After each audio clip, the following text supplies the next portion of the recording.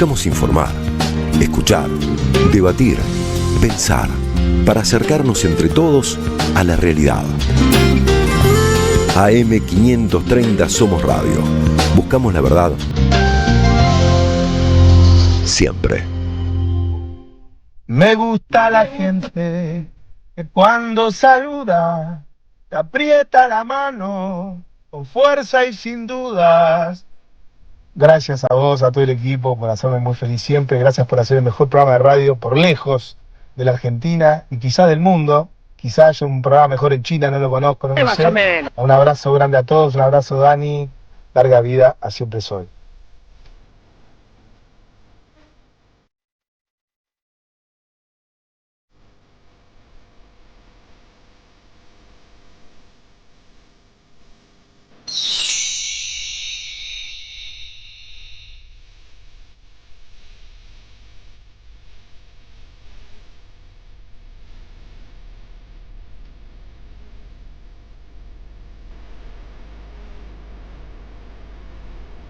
¡Vamos, che!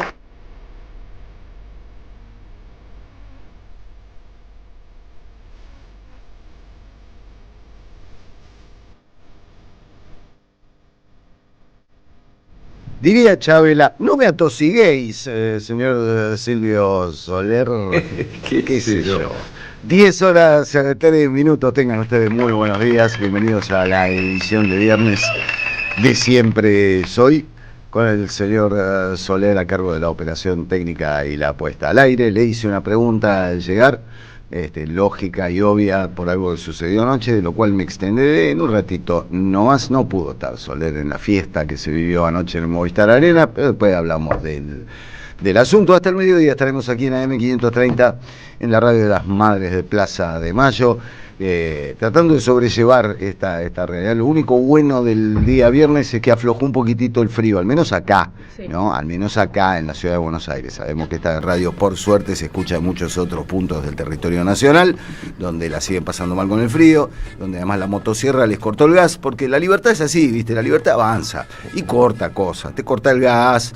7 provincias sin provisión de GNC, sin gas domiciliario. La foto de hoy, ¿vieron la foto del lobo marino cubierto de aguanieve, de nieve? Está nevado. Mar del Plata la está pasando como el orto. El lobo marino tenía frío. Tenía un poquitito de frío. Dijo, che, yo me muevo a zonas más cálidas porque así no, acá no se puede vivir. Además ahí pegadito a la costanera te la regalo, ¿no? Yo no estoy a la altura de ese drama, pero les voy a contar algo que me pasó la mañana. Que por favor, el señor Juan Luis González, buenos días, compañero. ¿Cómo le va? No mandaba la caldera.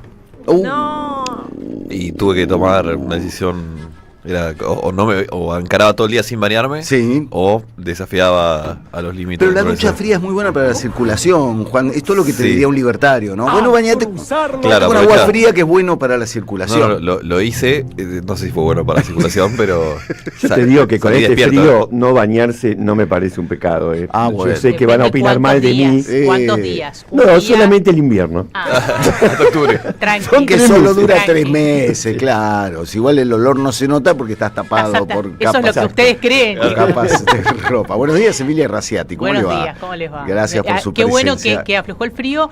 Pero es verdad que el frío tiene algo para mí, lo mejor es como pensás en la comida de otra manera, ¿no? Sí.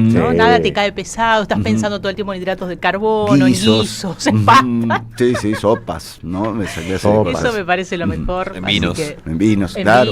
Sí, a mí el médico me dijo, una copa de vino es buena para el corazón, ¿no? Entonces dije, bueno, una copa de vino es buena, 4 o 5 deben ser mucho mejores, claro.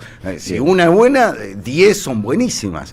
Pero no, el médico dice que no funciona así, pero yo por eso abandoné. No el vino, sino el médico. Buenos días, Valentina Castro. ¿Qué tal? ¿Cómo les va? ¿Todo bien? Muy sonriente, Valentina. Los viernes porque no está acá, Valentina, ya sabemos que está en otro plano. No estoy acá. Estoy no sabe dónde está. No sé dónde estoy. No, ya el viernes me agarra de otra forma, ¿viste? Claro. Ya estoy especulando qué voy a hacer a la noche, qué voy a hacer mañana, cuáles son los planes. Exactamente. Claro. Lo bueno de mi edad es que ya sé lo que voy a hacer a la noche, voy a dormir. Claro. Netflix. ¿Qué plan tenés para...? Voy a dormir. Voy a Netflix. ¿Qué es un boliche nuevo? No, Netflix. Bueno, Ariel Pinus en la coordinación, el señor Lucas Román en la producción, en esto que hemos dado en llamar Siempre Soy. Le mandamos un gran abrazo a nuestro engripado líder, conductor y animador. El frío, está bien, loco. Tiene la valentía de salir en moto el señor Daniel Tonietti con esta fresca, pero bueno, después se pagan algunas consecuencias al respecto, ¿no? Es lo que tiene.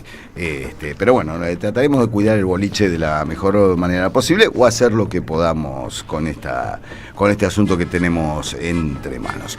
Profesor Sergio Vinieski, ¿de qué vamos a estar hablando en el día de hoy? Hola, ¿cómo le va, amigo? Vamos a hablar, por razones que ya se van a dar cuenta que son obvias, de la historia de YPF. YPF en la historia, una historia loca, porque no sé si sabían este dato, les tiro nada más. Ahora. El primer país del mundo que estatizó su petróleo fue la Unión Soviética en medio de una revolución comunista. Después vino Argentina. Claro. Argentina es el segundo país en la historia de la humanidad que estatizó su petróleo. De los grandes logros de Irigoyen, ¿no? De los grandes logros de Irigoyen, los grandes logros de los militares nacionalistas que todavía quedaban en la Argentina. Una decisión que, por supuesto, nunca paró de estar en tensión. Yo siempre recuerdo aquel famoso eslogan YPF, y péguele fuerte. Y péguele fuerte. Se me cayeron un par de sodas, perdón. Sí. Bueno, muy bien, hablaremos de YPF, compañía absolutamente en riesgo de caer en manos de los muchachos buitres y todo eso. Y este paso de comedia que hace el gobierno de fingir que está pidiendo, reclamando que no lo hagan, cuando todo el entramado detrás de eso ha hecho que el gobierno facilitara esta apropiación de le dio los argumentos. Dijo, todo es culpa de Kicillof, entonces le dio los argumentos a los buitres. Señor Juan Luis González, buenas. ¿qué tema trae a la mesa? Vamos a hablar de la economía en China, no, vamos a hablar de Conan, obviamente. Vamos a hablar de Conan. Vos querés quilombo, querés quilombo. Sí. Esta puede ser mi última participación. Claro. ¿A vos no te hizo un juicio todavía, Milei? No me hizo un juicio. Me parece una injusticia. Claro. Que me haga juicio. ¿Qué te haga un juicio? Es que no puedo hacer juicio si solamente tengo verdades para ofrecer como las de hoy. Que vieron el operativo el domingo. Sí. Milei llevó no lo vi, pero un perro a Neura. Sí. Bueno, con vamos el a hablar. uniforme de YPF, justamente. Sí, les puedo decir, les voy a adelantar un par de cartas. Casi que fui a Los Caniles. Prácticamente fui a Los Caniles. ¿Cómo es prácticamente ir a un lugar? Ir a través de otras personas. Okay. Así Bien. que te puedo, al detalle, te puedo contar. Hay pileta de oro en Los Caniles, no hay pileta de oro. Hay cámara de seguridad, no hay cámara de seguridad. Bueno, vamos a bajar un par de cartas ahí. Vamos a revelar por qué Milei fue ahora a Neura con su perro. ¿Qué sucedió? Un evento reciente, fines de marzo, principio de abril, que cambió la dinámica interna de la Quinta de Olivos y que hizo que Milei ahora se sienta envalentonado. Esto no lo sabe nadie, no salió en ningún lado. No salió, esto es una primicia. De hecho, vamos a empezar a escuchar ruido de helicóptero en cualquier momento.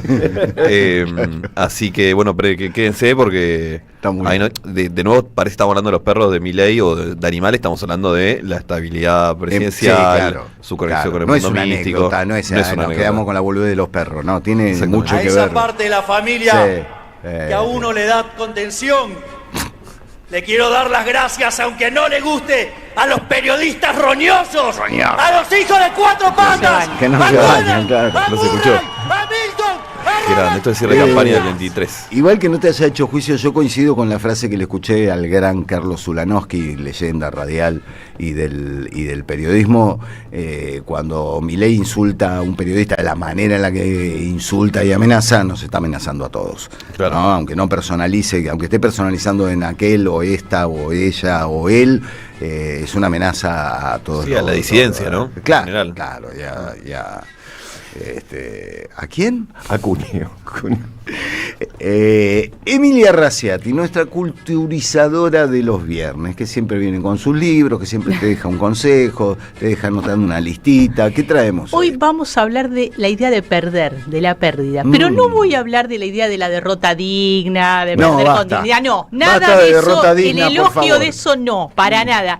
Pero la idea de algunos libros que salieron en este último tiempo y uno de poesía, que retoman esta idea de la pérdida como no es el final de nada, ¿no? Y la idea, en un contexto en el que todo el tiempo nos hablan de la ganancia, de quién es el que gana, el exitismo, la idea de pegarla. ¿Cómo la pegás rápido? Todo tiene que ser ya. Marcharon el miércoles. ¿Por qué no pasó nada si marcharon solo el miércoles? Bueno, no, los tiempos de la vida implican derrotas, no todo tiempo. Es más fácil que pierdas en el transcurso de una vida cosas y situaciones que ganes. Bueno, hay libros que hablan sobre eso. Cómo convivir con la pérdida y también que esa pérdida te convierta o genere una furia para ganar, ¿no? No la idea de la pérdida, la derrota digna y perdimos bien, pero jugamos bien. No. Claro. Perdimos de esta manera y asumimos que perdimos y vamos a buscar la forma para ganar. Que sirva de enseñanza. Pero la pérdida es algo cotidiano en este mundo exitista que nos vende este gobierno, ¿no? El modelo de vamos a pegarla. Mirá cómo la pegó el youtuber, qué carrera ni carrera. Tenés que, ¿sabes qué hacer? Hacer trabajar la guita. ¿Vos tenés la guita muerta? No. Todo ese discurso de la ganancia. El masivo, bro. Claro, ¿viste? La maximización de la ganancia. Me haces acordar a la canción de Lelutier, que terminaba con una epopeya que decía perdimos otra vez. Claro, marcha, ya el sol asomaba en el poniente. Exactamente. Un himno. Claro, un himno literalmente. De la derrota. Tengo un libro para recomendarte al respecto, que se llama Pequeño Fracaso, que escribió un chabón que tiene que ver un poquitito. Se llama Eduardo Fabregat. Sí. ¿Qué? Pero ¿cómo no está este libro en esta columna? Es un bueno, libro, es la gran postdata de esta columna. Después de esto tienen que ir a buscar ese después libro. te alcanzo pero uno, por supuesto. porque está descatalogado, porque fue un fracaso también. Le hizo honor a su nombre. No hacemos libros, sino no saques un libro, sino a ver cuántos lectores tendrá. Y bueno, con eso no habría poesía, ¿no? No habría literatura. Claro, pero en ese libro, por ejemplo, gigantes como Alfredo Alcón, gente que ha triunfado mucho, habla de sus pequeños fracasos y lo señalan como eso, como algo absolutamente necesario para crecer. Parte de la vida. ¿No? Sí. ¿No? Entonces, Alfredo Alcón diciendo cosas como: yo siempre subo al escenario cagado de miedo. Y yo lo miraba a Alcón y decía: pero vos sos Alfredo Alcón. Sí, ¿y qué? El día que suba al escenario creyéndome que soy Alfredo Alcón, ahí la cagué. Claro, yo tengo que tener muy claro que puedo fracasar a cada momento. Y es interesante. Yo esa parte ya la tengo. Yo ya sé que puedo fracasar en cualquier momento. Todavía me falta la otra. Me falta, claro, llegar a la zona. Pero vos seguís aprendiendo, sí, profe. Valentina Castro, muy buenos días. ¿Cómo les va? ¿Qué tal? ¿Cómo les va? Bueno, vamos a hablar del tema del día, que tiene que ver con el gas, qué está pasando con la oferta del gas, con los cortes, mientras que las tarifas crecen al 1500%. Claro. Entonces hay una dispersión entre lo que uno paga y el servicio que uno recibe como en calidad de usuario, así que vamos a estar hablando qué está pasando, sobre todo el impacto que tiene no invertir en obras públicas como es el gasoducto, cuando vemos que lo que después sucede es las imágenes que veíamos hoy a la mañana de los habitantes de Mar del Plata, de la costa atlántica, que se quedaron sin el suministro de gas y ya no pueden ir a buscar a las estaciones GNC. Sí, sí, se suspendieron las clases, actividades de toda clase. Obviamente, digo, frente a semejante fresca, si no tenés ese insumo esencial para funcionar, es quédense en la casa, es como una reproducción de la pandemia, ¿no? O sea, quédate Mar del Plata, la fresquita que viene del mar. Claro. Bueno, anoche me fui al Movistar Arena, donde se presentaba Miguel Mateos. Tira para arriba. Tuvimos un debate a comienzo de esta semana con el señor Daniel Teniente, que no se resolvió como debate como tal, digamos, todos terminaron coincidiendo. Algo que se pudo plasmar anoche en un Movistar, hasta los baños estaban llenos de gente, repleto. Prometió otro show antes de fin de año, después de hacer toda una gira nacional e internacional. Y es curioso, porque el mismo Mateos dice que él se automarginó de algún modo.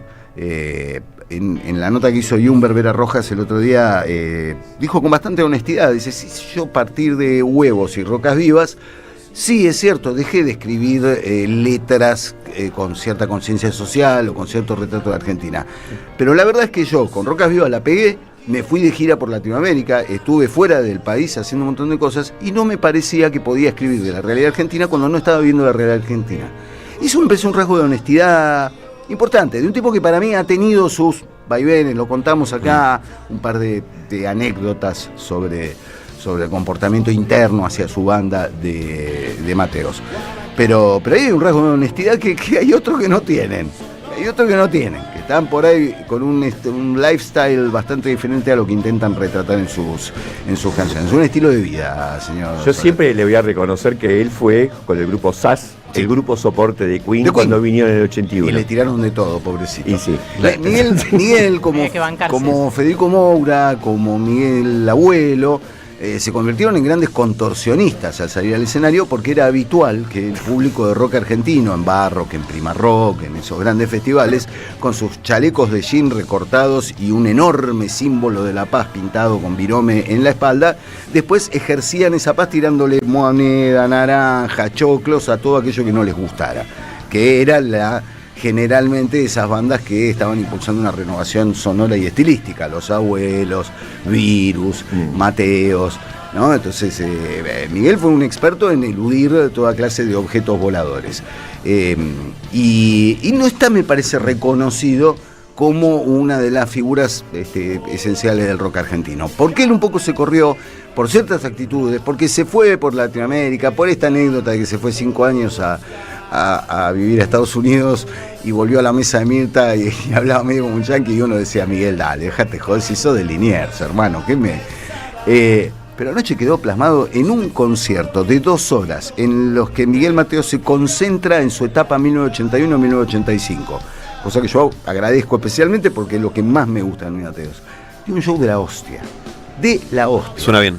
Por las canciones, no le bajó a las canciones ni medio tono, canta las canciones en el mismo tono original, clava la nota donde la tiene que clavar, los falsetes donde la tiene que clavar, no usa teleprompter, tiene una banda bien armadita y que suena bien, y las canciones son infalibles, cosa que se vivió anoche en una auténtica fiesta en el Movistar Arena. ¿Hace mucho no tocaba? Acá no, ¿cuándo fue el Luna Soler? El año pasado, ¿no? A fin de año pasado fue el Luna Park, ya con un repertorio más general, más de toda su carrera. Para quienes prefieren al Mateos del primer disco de SAS, de Va por Vos, que fue el primer tema del show, y yo ya dije, ya está, ya me pagó la noche, que arranque con Va por Vos, hasta Rocas Vivas del año 85. Quienes prefieren esa etapa, este es el show perfecto para ver a Mateos. Pues están todas, salvo Exilio en París, están todas las canciones, y por supuesto cierra con la gran andanada final de Un gato en la ciudad, Huevos, un poco de Satisfacción y obviamente Chirá para arriba. Extraordinario. No, yo tenía mi expectativa, pero tenía mi expectativa nostálgica. Okay. Pero cuando uno tiene una expectativa nostálgica tiende a perdonar ciertas cosas. No hubo nada que perdonar anoche. Salí, me sorprendió gratamente encontrar a un tipo que ocupa muy bien un lugar de compositor de canciones que hablaron de una Argentina puntual, que fue la Argentina del regreso democrático, y que quizás no se le reconoce tanto por el Mateos posterior, pero fue el cronista de esa Argentina que se despertaba, que empezaba a descubrir la masacre de la dictadura, y que necesitaba una serie de canciones que lo pusiera en melodías. Hay un ruso y un yanqui dentro de mi habitación. Y eso es muy lindo, no actualiza nada. Cuando dice que en un Atari, no dice en una PlayStation, sigue diciendo en un Atari, ¿no? Y habla de cospeles para hablar por teléfono, ¿viste? Entonces tiene ese rasgo. Para un público en el que estaban todos los canosos, todos los pelados, todas las señoras y sus hijos y hasta sus nietos pasándola muy bien. Vi a una nena de 7, 8 años bailando casi todo el show en uno de los espacios entre las filas, que la estaba pasando bomba. Una niña que por supuesto no tiene más puta idea de la historia del rock argentino, de lo que sucedió en 1983. Y tampoco sabe lo que significa pasar la bomba. Claro, o estar en la pomada, ¿no? Claro. Y esa clase de cosas. Bueno, quería hacer ese apunte, quería contar y señalar la fiesta que se vivió anoche, y que Mateos prometió un nuevo show antes de fin de año en el Movistar Arena, y que les recomiendo a todos aquellos que tienen nostalgia pero además no quieren andar perdonando. No van a tener nada que perdonar, la van a pasar muy bien. Muy bien, 10 horas 20 minutos, ya que estamos último apunte musical, les recomiendo, porque abre nuestro programa todas las mañanas, les recomiendo la entrevista de hoy a Santi Motorizado, que le hizo también mi compañero y amigo venezolano Yumber, donde habla de su primer disco oficialmente como solista, El Retorno. Lo vamos a invitar a Santi a que venga acá al estudio, es amigo de la casa, cosa que está clarísima por la locución inicial de Siempre Soy. ¿Sale ahora? Y para hablar de... Sí, salió a fines de junio, ya está en plataformas, se llama El Retorno. Va a haber una presentación en septiembre en el Teatro Gran Rex, y además Santi es un hábil declarante y un tipo que está de este lado, claramente. Digo, la frase que titula la nota es: con el presidente por momentos no sé si reírme o preocuparme, que es lo que nos pasa a todos. Reír o llorar. Te da risa, pero al mismo tiempo sí, te da risa, pero estás sentado en la Casa Rosada rompiendo absolutamente todo. Bueno, Pino, vamos con el señor. Hablamos de perros muertos, hablamos de caniles, sí señor. Juan L., ¿trajiste custodia? Me preparé toda la vida para este momento. Juan L., es verdad. Juan L., sí. Es un tema. Juan L., claro, los ese versos nombre. de Juan L. Es que pocos saben, porque Claro. Juan L. se convierte muy fácilmente en José Luis. Claro. Muy seguido. Esto arranca el domingo a la tarde. Yo estaba recuperando un sábado largo y el celular en un momento empieza a levitar. Yo estaba así por dormir. Levitaba el celular. Digo, ¿qué pasó? ¿Viste? Se murió el presidente. No sé qué digo, ¿qué pasó? No, había aparecido Conan, que primera idea, digo, a esta altura ya creo que todos lo sabemos. Conan, no es el Conan que Milei siempre dijo que era, que siempre habló del perro como si fuera el mismo perro que adoptó en el 2004, por lo cual el que vimos el otro día debería ser el primer mastín inglés de 22 años, casi, 21. Que esto ya nos empieza a meter en la complicada psiquis presidencial, porque Milei específicamente aclaró varias veces que este Conan es el mismo Conan que antes. Pero es otro perro distinto.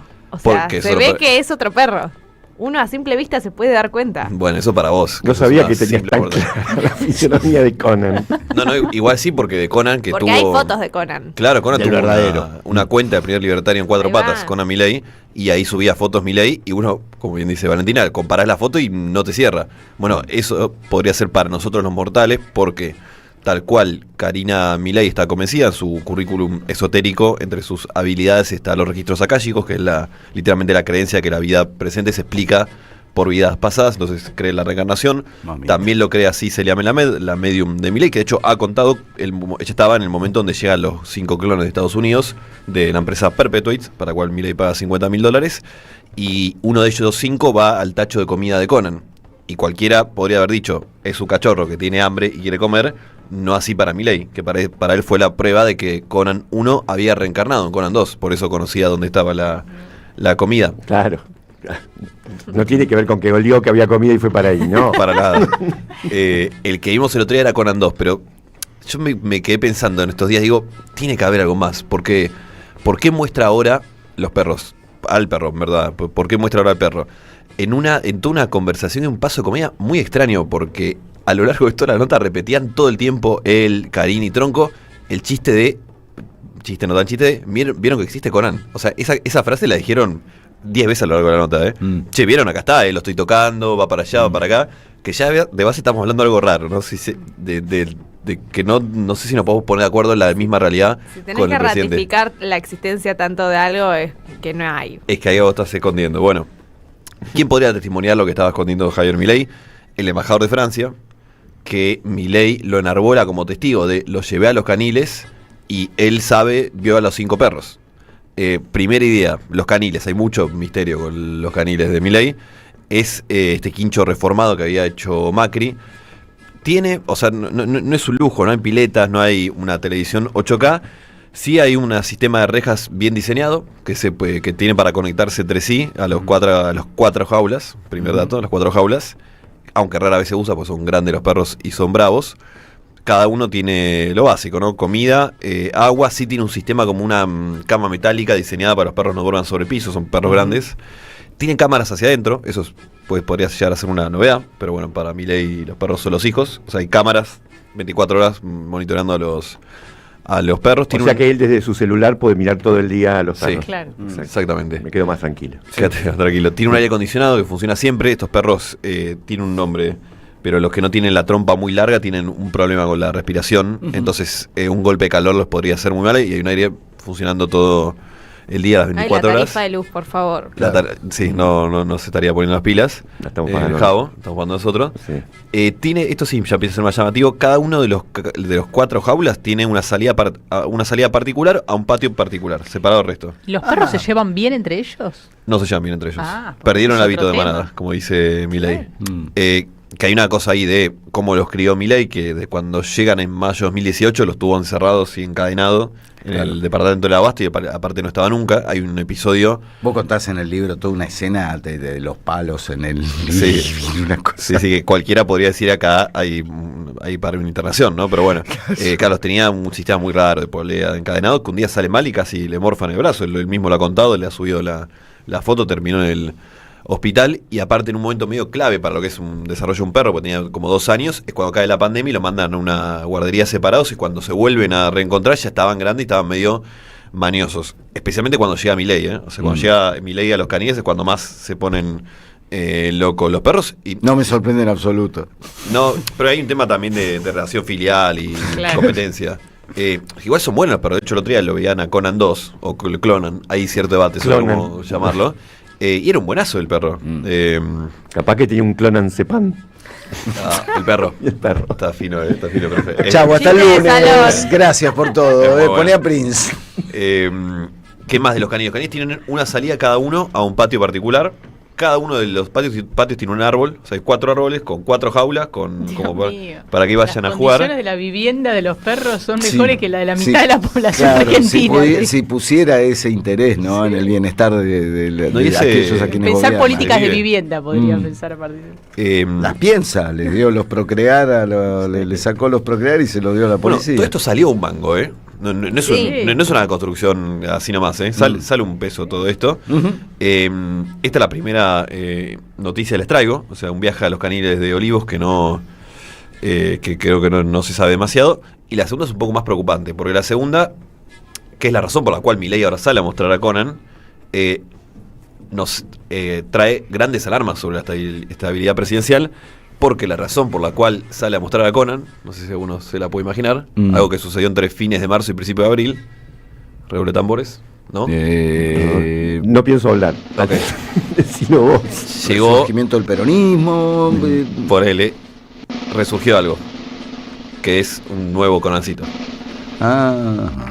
Llegó Junior. Aplausos. ¿Un clonado? Yo entiendo que sí, ya hay un terreno donde ya es complejo, pero sí tiene que ser un clonado porque no hay manera que Milei tenga un perro que no sea de Conan. Entonces no lo tengo 100% chequeado eso, pero sí, seguro que sí. Llegó Junior a la familia presidencial perruna. Qué bien. Esto que parece una joda, simplemente nos confirma que hubo 4 durante 1 año y medio. Claro. Pero él veía 5. Ahí se te abren 2 opciones. Claro. Una es que Milei estuvo 1 año y medio más, porque él en Benavides, él vivía en el Abasto, la pandemia, va a vivir a lo de los padres Vicente López. A principio del 22 se muda a un country en Benavides, $2.000 de alquiler por mes, no sé con qué lo pagaba, porque en la declaración jurada no tenía ese dinero. Y después hace Hotel Libertador, Quinta Olivos. A Benavides, donde fue mucha gente, también había 4 perros. O sea, esto viene hace largo. De hecho, en el último libro cuento que Lucas muere en enero de 2020. Desde entonces, enero de 2020 hasta marzo de 2025, Milei habló en todas las oportunidades de 5 perros, le presentaba a la gente y decía que tenía 5 perros, siempre tenía una excusa porque no estaba el quinto. Entonces ahí se abren 2 caminos. Uno es que Milei está mintiendo y que él dice que tiene 5 porque anda a saber qué. Otra, para la cual nos sustenta los relatos de Celia Melame, los relatos del hechicero Gustavo, los relatos de Mariano Fernández, Diego Giacomini, Claudio Oviedo, otros amigos que tenía Milei, el currículum esotérico de Karina Milei también lo sustenta. Ahí estamos entrando en una dimensión de lo esotérico y lo místico central para este gobierno y central para la cabeza de Milei. Y él habló siempre 5 perros porque con el quinto perro seguía teniendo un trato y una relación no terrenal, al menos. Pero la aparición de Lucas es por lo que es muy evidente, aparte, perdón, de Lucas no, de Junior. Yo la sospecha esta la empiezo a tener cuando Milei, cosas que uno capaz no, uno que no está siguiendo tan al detalle el tema de los perros, la ruta de los perros no lo ve. Pero la ruta del dinero acá. La ruta de los clones M. Milei, vieron que siempre Milton, Robert los nombra a los 5. Hace 1 mes y medio dejó de nombrar a Lucas y empezó a hablar de Junior. Obviamente nadie le pregunta nada y pasa, porque hay cosas mucho más importantes, pero es raro. O sea, dijo 100.000 millones de veces Conan, Milton, Robert, Murray y Lucas. Y ahora nombra a 4 y nombra a Junior. Y aparte, fíjense, esto ya lo hizo 3 veces. Ayer, hoy sale en noticias la historia completa. Yo hacía el desgrabado, las 3 veces que nombró a Junior. Las 3 veces que menciona, explica por qué Junior. Es raro, porque nadie le pide explicaciones y nadie detecta que está pasando algo raro ahí. Entonces él empieza a contar Milton, Robert y Junior, porque dice, bueno, digamos, porque Junior es por Robert Lucas Jr., digamos, él es el Junior de la familia. Una cosa, pero un berenjenal rarísimo. Y sí, ¿no? Lo dijo en Neura, lo dijo en una entrevista con un tuitero famoso la semana pasada, lo dijo en un evento a fines de abril. Todo muy extraño. Ahora, ¿por qué Milei sale a mostrarlo a Conan? Como dijo el otro día, porque vieron que tengo 5 perros, porque ahora sí tiene 5 perros. Esto es una cosa bastante delirante, se podría decir, si no fuera, pues nos revela, o sea, Conan es el mito fundante de la libertad avanza. En el momento de se desarme la fantasía esta, va a empezar a crujir muchas cosas, y por eso le pone tanto hincapié. ¿Por qué Santiago Caputo pone como condición a la hora de poner pauta de YPF, la única condición que ponen los medios es que no se pueda hablar de Conan? Esto es información. Te voy a decir una cosa, acabas de arruinar que tengamos pauta de YPF. Perdón, muchachos. Perdonanos, Santi. Podemos no hablar de Conan, podemos hablar de un animal de Junior. 4 patas, o de Junior. No hablemos de una cosa, porque también se pudre todo. Que una cosa también. Bueno, de nuevo, ¿por qué Conan es importante? Bueno, pues echa gente del gobierno, porque millones de pesos de el audio que pasamos de Karina Milei, lo dice expresamente. Exactamente. Esto de los medios, yo ya lo sabía hace un tiempo. Jorge Rial lo contó en su canal de streaming, que en C5N el único acuerdo que hay entre Milei y el canal es que no se puede hablar de Conan. ¿Por qué? Hablemos de Libra, hablemos de todo, pero de Conan. Pero pensás que joda, y no es joda, esto es literalmente así. Entonces hay muchas más cosas atrás o sea, no es Conan, sino lo que esconde Conan, o lo que Conan dice del dueño. Estamos hablando, o sea, para quien crea que estamos frivolizando la realidad o hablando de cosas que no tienen mayor incidencia, sucediendo tantas cosas gravísimas en Argentina, ¿no? Esto es basal, esto habla del esquema mental de quien está a cargo de la primera magistratura del país. No es menor. Y está explicitado, como muestra lo de Karina, que influye en la toma de decisiones esto. Claro. O sea, se fue un funcionario del gobierno nacional por Conan. Imagínate. No por su capacidad, no, claro. Por ahí era un gran funcionario, pero cometió el error de hablar del perro. Y esto es lo que cuenta, ¿no? O sea, imagínate todo lo que hay atrás. Bueno, así eso es lo que deslizó medio Yuyito, ¿no? De las cosas... ¿cómo es que las cosas horrendas que... Horrendas, de las cosas horrendas que vio. Ayer Canosa, poniendo en boca de Yuyito, yo no sé si era así o no, decía que Yuyito había visto el lugar de la casa, la quinta donde hacían magia negra. Ajá. No sé si era así o no, pero nadie puede llegar a dudarlo demasiado, ¿no? Es como que da el contexto para creer que puede ser. Sí, da contexto para... Además, vos vas a ver el currículum de Karina Milei y ella te pone ahí, o sea, en el momento que ella se autopercibe canalizadora angelical, o sea, que tiene la capacidad para comunicarte a vos con Dios, con ángeles o con personas muertas, ya se abre todo donde ves que su medium fue la que la entrenó, la entrenadora en el mundo de la comunicación interespecies, dice que tuvo una charla con el COVID y tuvo una charla con Mosquito. Claro. Ella ha contado en entrevista. Sí. Bueno, ya se abre todo un mundo de dimensiones donde es...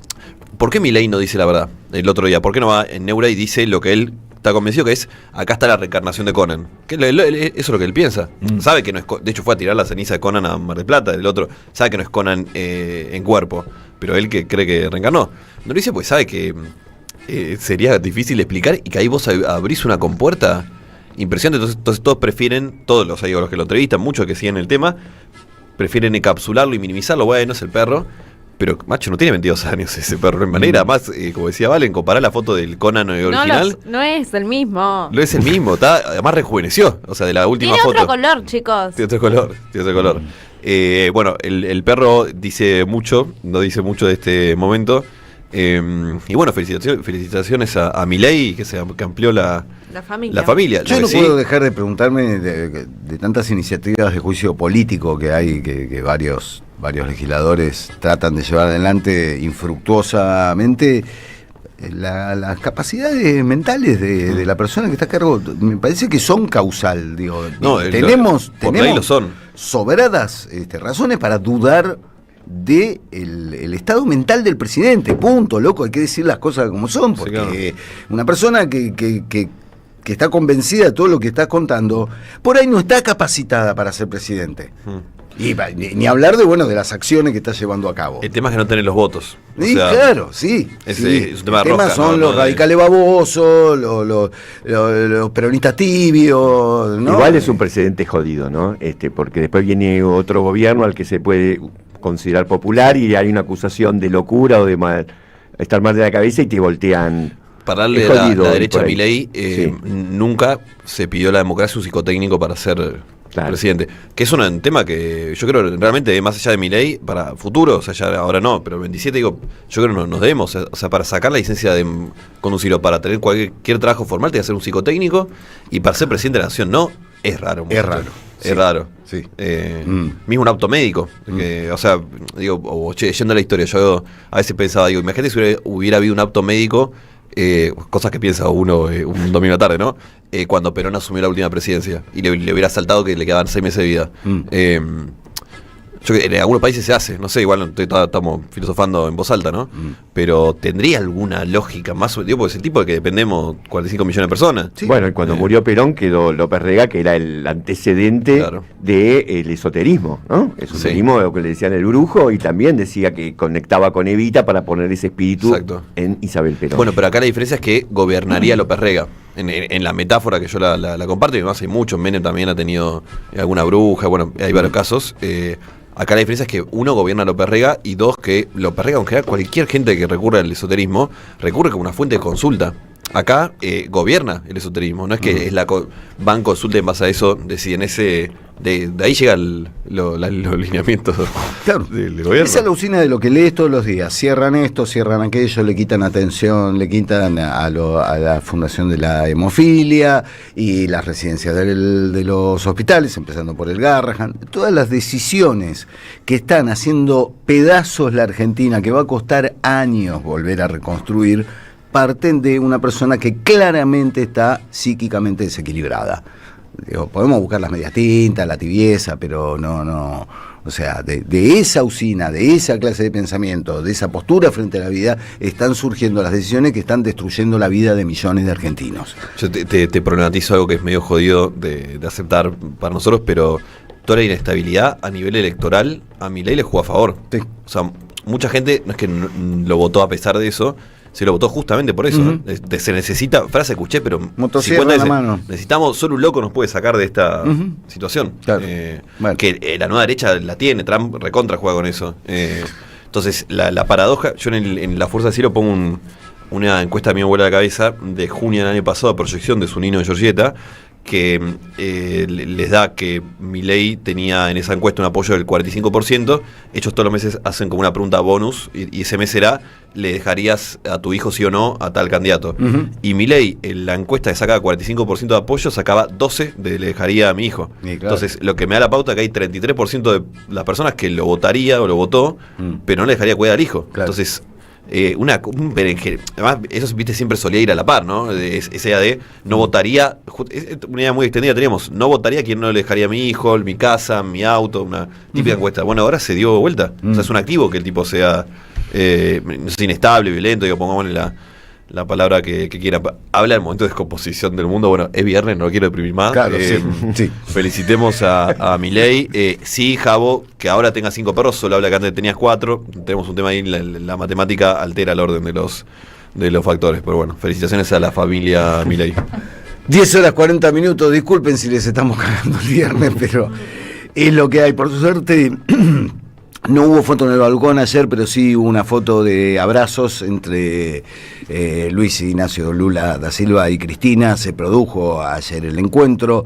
Hubo después posteos de Cristina en las redes sociales, recordando que Lula también estuvo preso y volvió por el poder del voto, tratando de poner una pequeña luz de esperanza en este momento tan siniestro que estamos viviendo como pueblo en la República Argentina. Para algunos no, para algunos es una fiesta, ¿no? Que que siguen haciendo sus pingües negocios, porque detrás de todo esto además sabemos quién maneja los hilos de títere, ¿no? Son los poderes fácticos de siempre, los poderes económicos de siempre, son los que se están haciendo otra vez el agosto, como suele decirse, y la gran ganancia, explotando un país y utilizando una figurita que pasará a la historia como esto que está definiendo Juan Luis González, un muñeco que creía en la reencarnación de los perros, que hablaba con un perro que no existe. La historia, quiero creer que dejará a ese muñeco en ese lugar.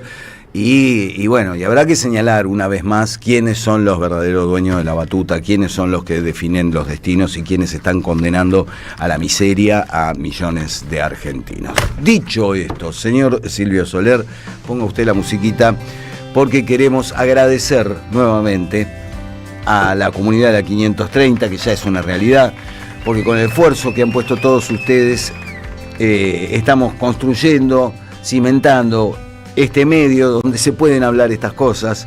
En otros medios te dice, si habla de los perros no hay pauta. Bueno, acá tratamos de informar desde una posición nítida y sin vueltas, y estamos muy contentos de anunciarles a todos ustedes que se cumplió el objetivo, que llegamos a los 25 millones necesarios para la renovación técnica y un poquitito más. Esas reformas se están llevando a cabo, ustedes las pueden seguir a través de las redes, vamos a estar mostrando todos los cambios que se están haciendo. De hecho, estoy viendo en este momento en YouTube el video que muestra todo el trabajo que se está haciendo gracias al esfuerzo y al acompañamiento que nos han hecho. Y ¿sabés qué? Como bien se supo decir, vamos por más. Tu suscripción es imprescindible para que la comunidad sea posible. A todos los que se suscribieron les repetimos nuestro agradecimiento.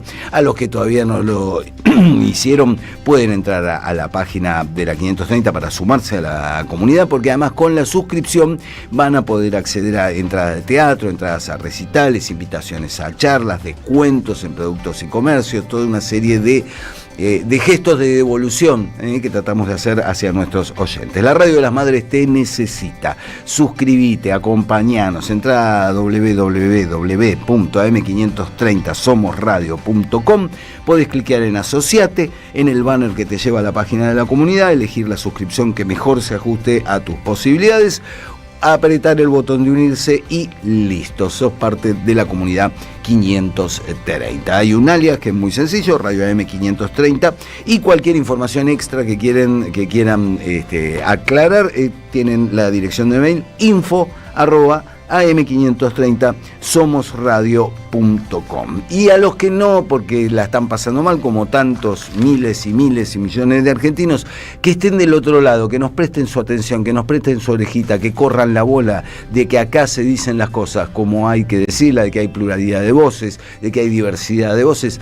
Ese gesto, ese acompañamiento también es importante. No todo es guita, pero la guita mueve al mundo, lamentablemente. Muchas gracias, señor Silvio Soler. 10:43. A ver, señores, ¿qué pueden obtener? Mira, esto también es un consejo que les tiramos desde aquí, porque en ECAS están los viernes de feriazo. ¿Y hoy qué día es? Viernes. ¿Y entonces qué hay? Feriazo. Claro que sí. Cebolla, el kilo, 380 pesos. El kilo de papa, 380 pesos. ¿Dónde vas a encontrar el kilo de papa, 380 pesos? Bueno. No. Anda a un supermercado, 950, 960, 870 en el mejor de los casos. Bueno, en ECAS la papa está 380 pesos el kilo. La zanahoria, 590 pesos el kilo. La naranja de jugo que venden en ECAS es extraordinaria. Extraordinaria. 3 naranjas y ya tenés un vaso así.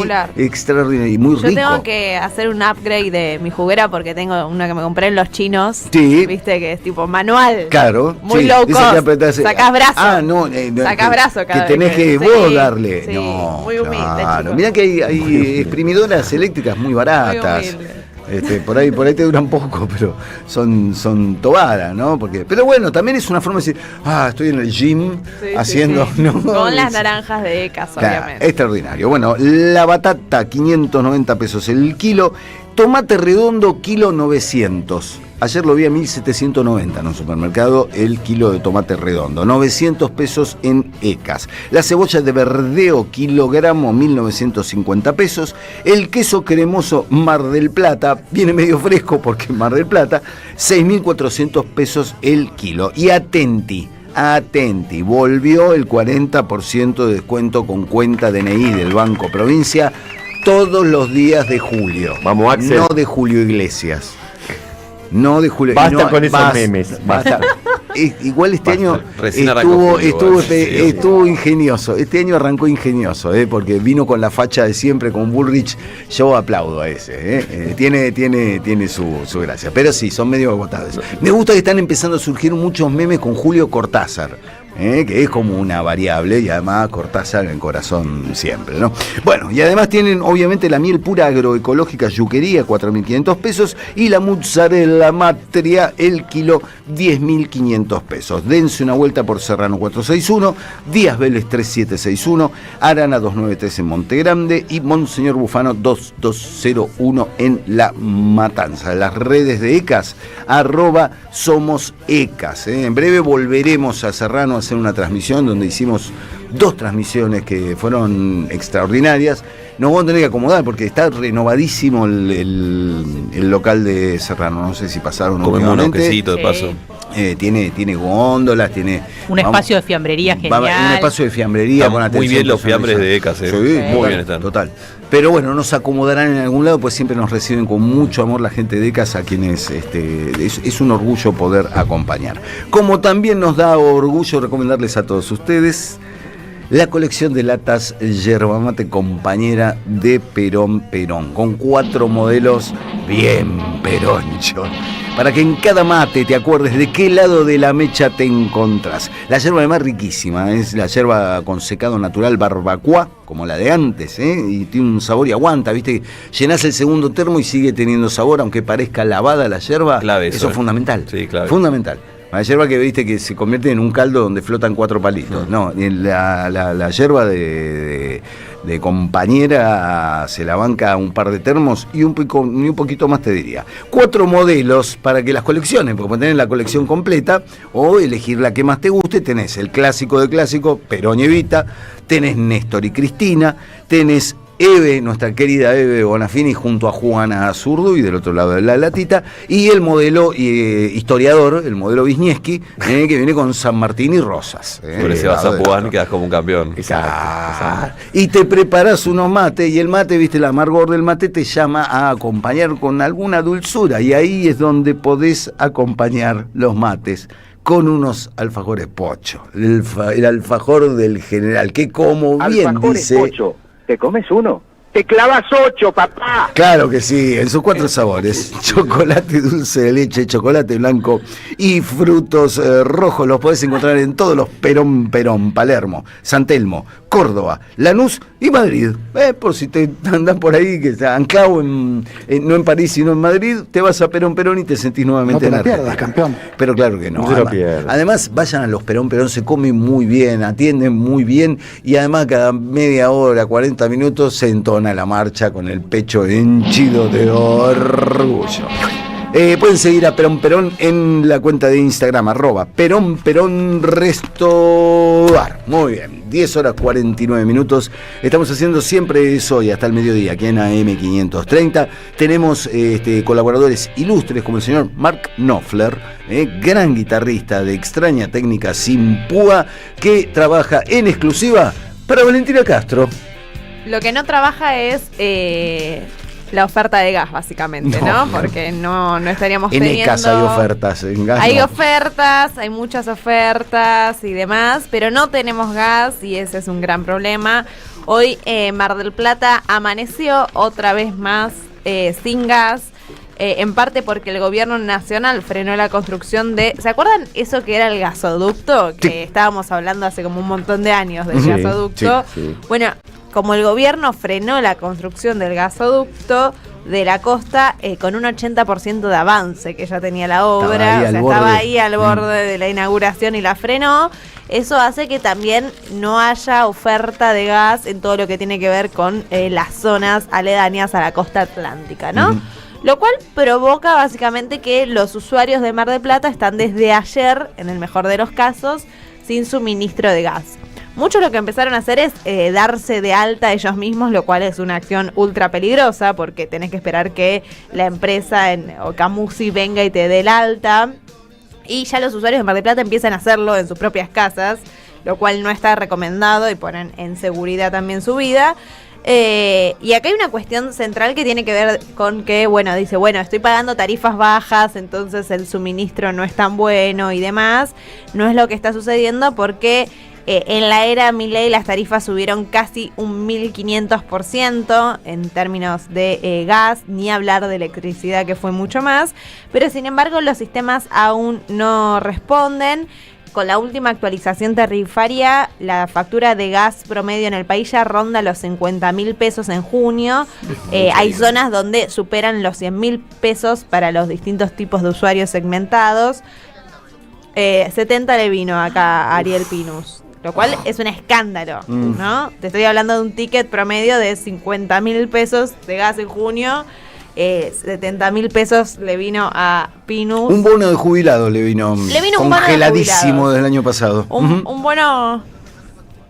No tiene estufa. O sea, solo cocinó un par de veces para alimentarse y prendió las hornallas, seguramente, y el calefón para bañarse, y listo. Con cosa eso que ya están haciendo muchos, claro. Con eso ya un aumento de 70.000 pesos en el último mes. Pero bueno, si nosotros vemos la tarifa, solo la tarifa de gas natural estoy hablando, no estoy hablando de tarifas de agua, de electricidad, estoy hablando solo la de gas natural en lo que va de gobierno de Javier Milei. Porque además desregularon las garrafas. Exactamente. Acumula solo el gobierno de Javier Milei un aumento del 1500% en la tarifa de gas. Que las garrafas deben estar vendiéndose en Mar del Plata a 5.000% más caro de lo que sale hoy. Obviamente. Sí. Ese oferta y demanda. Exactamente. Y acá hay una cuestión central que tiene que decir, bueno, desregulan el precio de las garrafas, desregulan las tarifas que hoy están dolarizadas. Imagínate que el gobierno haga una devaluación. El precio de las tarifas, o sea, se va a ir, si ya está un 1.500% más alto que en el 2023, se va a ir por las nubes, lo cual es también bastante preocupante en este sentido. Y lo que muestra esta situación de falta de suministro de gas es justamente la poca inversión o la nula inversión que hay en la obra pública, sobre todo en específico en la obra del gasoducto, una obra que había que hacer su último tramo, que como les decía estaba un 80% avanzada, no es que tenían que hacer la obra desde cero, sino que el gobierno anterior ya había dejado más o menos construidas las partes necesarias, básicas, para efectivamente hacer el tramo que faltaba. Como no se hace ese tramo porque se decide no invertir en obra pública y se recorta un 80% la inversión, el gasto dirigido a la obra pública, pasan estas cosas, ¿no? Nos quedamos sin gas, nos quedamos sin suministros básicos y tiene que ver con una decisión política de no invertir en obra pública porque el gobierno lo mira desde una mirada muy fiscalista y entiende que eso es aumentar el gasto público, por lo tanto es de alguna forma financiar cuestiones que no sirven, ¿no? Y después vemos que hay toda una población en Mar del Plata que hoy se despertó sin gas, que desde ayer no tiene gas, que llaman y le cortan el teléfono. Hoy estaba viendo una entrevista donde una mujer decía, llamé 60 veces a Camusi, no me atendieron ninguna. Y nada, vivo con una persona adulta mayor que necesita básicamente tener calefacción en la casa. Una situación muy vulnerable para los usuarios. Sobre todo insisto con esto, digo, no es que uno está pagando tarifas baratas y dice, bueno, estoy pagando 2 mangos, entonces el servicio iba a ser malo y qué sé yo, ¿no? Que en ese caso ni siquiera debería ser así porque de todas formas las empresas deberían brindar los mejores servicios para los usuarios en esa lógica de eficiencia empresarial. Pero sin embargo no es así, digo, estamos hablando de un ticket promedio de 50.000, 60.000, 70.000 pesos por las facturas, que no se coinciden con la calidad del servicio que uno recibe, ¿no? Tarifa de primer mundo y servicio de republiqueta tercermundista. O sea, Argentina. Y acá estamos hablando de Mar del Plata, es una zona fría, pero no es una zona tan fría como la Patagonia, por ejemplo, ¿no? Imagínense, el ticket promedio está 100.000 pesos, o sea, para que tomen referencia. Yo quiero creer, con esta suspensión del gobierno de la provisión de GNC a múltiples estaciones, quiero creer que van a putear tanto a este gobierno como se puteó a Massa y Alberto. ¿Se acuerdan cuando faltó nafta en la previa de la selección?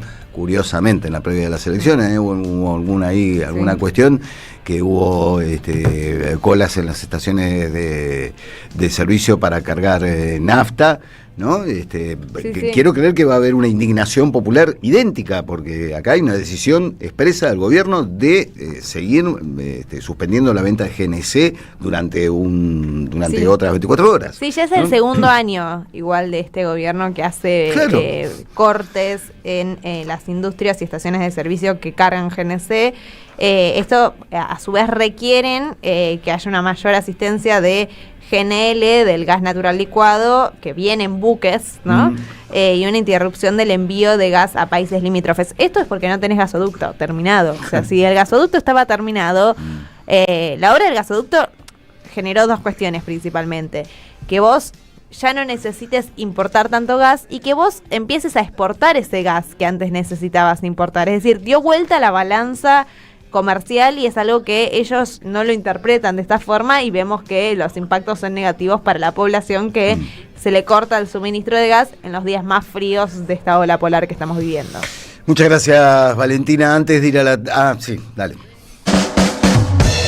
La seguridad de tus valores y tu tranquilidad resguardadas en el mejor lugar. Ingot, la empresa líder en servicio de alquiler de cajas de seguridad privadas, cuenta con la más moderna tecnología, mayor seguridad y la mejor atención. Encontralos en Microcentro, Nordelta, Córdoba, Punta del Este y ahora también en Avenida Gaona y en Nuevo Quilmes Plaza.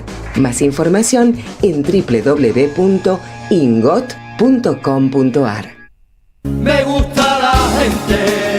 Tenemos que hacer un pedido muy particular y por favor prestar atención, y quien pueda dar una mano va a ser lo agradeceremos, para una persona que queremos mucho. Están solicitando donantes de sangre en el Hospital Alemán, en el servicio de hemoterapia. Hay que presentarse de lunes a viernes de 7 a 12 horas. También pueden solicitar turno en donantesdesangre@hospitalalemán.com. Ahí les van a informar todas las condiciones que hay que tener en cuenta.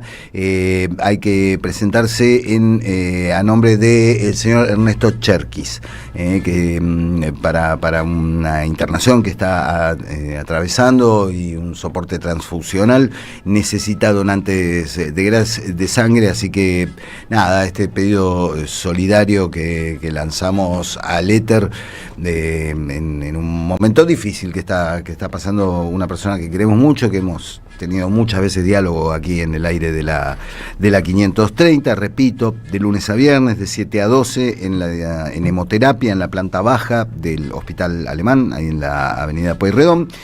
Pueden pedir las condiciones, de enterarse de qué es los requisitos por los cuales vos podés donar sangre o pedir turno. Repito, la dirección de mail es donantesdesangre@hospitalalemán.com a nombre del señor Ernesto Cherkis.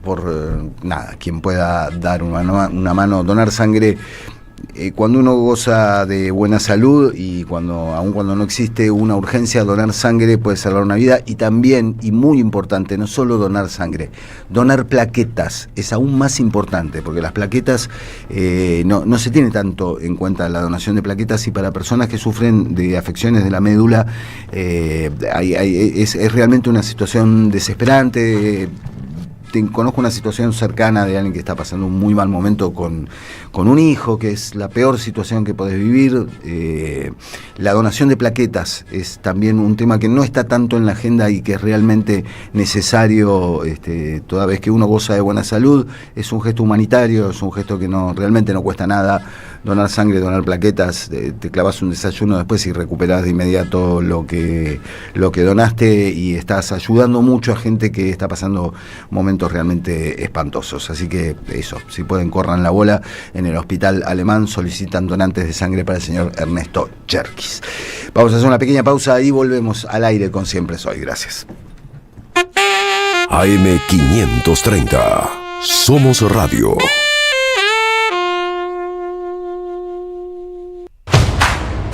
La Ley 27.675 amplió los derechos de las personas con VIH, hepatitis virales, infecciones de transmisión sexual y tuberculosis, garantizando Respuesta integral que incluye prevención, diagnóstico y tratamiento, prohibición de pruebas de VIH en el trabajo, jubilación especial y pensión según requisitos, y leche gratuita por 18 meses para bebés de personas con VIH. El primer paso para defender nuestros derechos es conocerlos. Por una Argentina inclusiva, un proyecto de alcance nacional realizado por Amar Córdoba, Fundación por una Sociedad Empoderada de Lanús, Fundación Rumbos de Ramallo, Redes Nuevas Fronteras de Mendoza y Red de Personas Viviendo con VIH de Mar del Plata. En el CUI estudia idiomas con la mejor calidad académica. Inglés, italiano, francés, portugués, alemán, chino y muchos más. Cursos por Zoom o presenciales. Últimas vacantes. Centro Universitario de Idiomas. Inscribite en cui.edu.ar o llamando al 53 53 3000. Con un solo tanque pasá de escuchar esto a escuchar esto. Poner Infinia Turbo Clean es tener más autonomía para elegir el destino y llegar sin escalas. Su tecnología hace que el motor rinda más kilómetros por cada litro. Poner Infinia es poner mucho más que un combustible. Es poner siempre lo mejor. YPF Infinia Turbo Clean. Este invierno viví unas vacaciones diferentes en lo alto de las sierras de Tandil. En Posta Natural te esperan confort, relax y diversión en un entorno único. Alojamientos de lujo entre la privacidad de nuestros aparts y el servicio exclusivo de nuestro hotel. Spa, piscinas climatizadas y masajes para desconectar del mundo. Deportes y actividades recreativas para toda la familia. Degustación de gin, gastronomía de primer nivel y mucho más para que vivas un invierno inolvidable. En pareja, en familia o con amigos. Este invierno, Tandil es Posta Natural. Reserva ahora al 2494 3807 39. Más información en postanatural.com.ar. ¿Ya conoces el Portal Avellaneda? Si sos vecino o vecina de nuestra ciudad, vas a poder recibir tu boleta digital y pagar la tasa de servicios generales, las patentes de autos o motos y los derechos de cementerio de forma online y con cualquier billetera virtual. Es rápido y cómodo para vos. Además, reducimos el uso de papel y cuidamos juntos el medio ambiente. Ingresá y registrate en portalavellaneda.mda.gov.ar. Tienes un mensaje nuevo. Camilo García cambia de horario, pero no de estilo. Cada sábado a partir de las 11 te cuenta qué pasó en la semana como solo él sabe hacerlo. Minutos contados. El repaso veloz de una semana feroz. Minutos contados. Sábados a las 11 en el aire de AM530. Construimos comunidad. Buscamos la verdad siempre. Alimentos cooperativos. Producción y comercialización de productos cooperativos y de agricultura familiar. Envíos a todo el país. Por pedido, envía tu mensaje al 11 34 31 2928. Seguinos en Instagram como @alimentoscooperativos. El sabor que te acompaña es Café Bantú. El aroma en la mañana de Café Bantú. Bantú. En 2025 vení a los talleres de Lecuni. Música, actuación, coro, tangos, cuentos, teatro, percusión y mucho más para compartir en familia. Acordate, en 2025 los talleres de Lecuni te están esperando. Informes e inscripción, informes.ecuni@gmail.com y seguinos en Facebook, Espacio Cultural Nuestros Hijos, y en Instagram, @ecuni. AM530 Somos Radio. Buscamos la verdad siempre.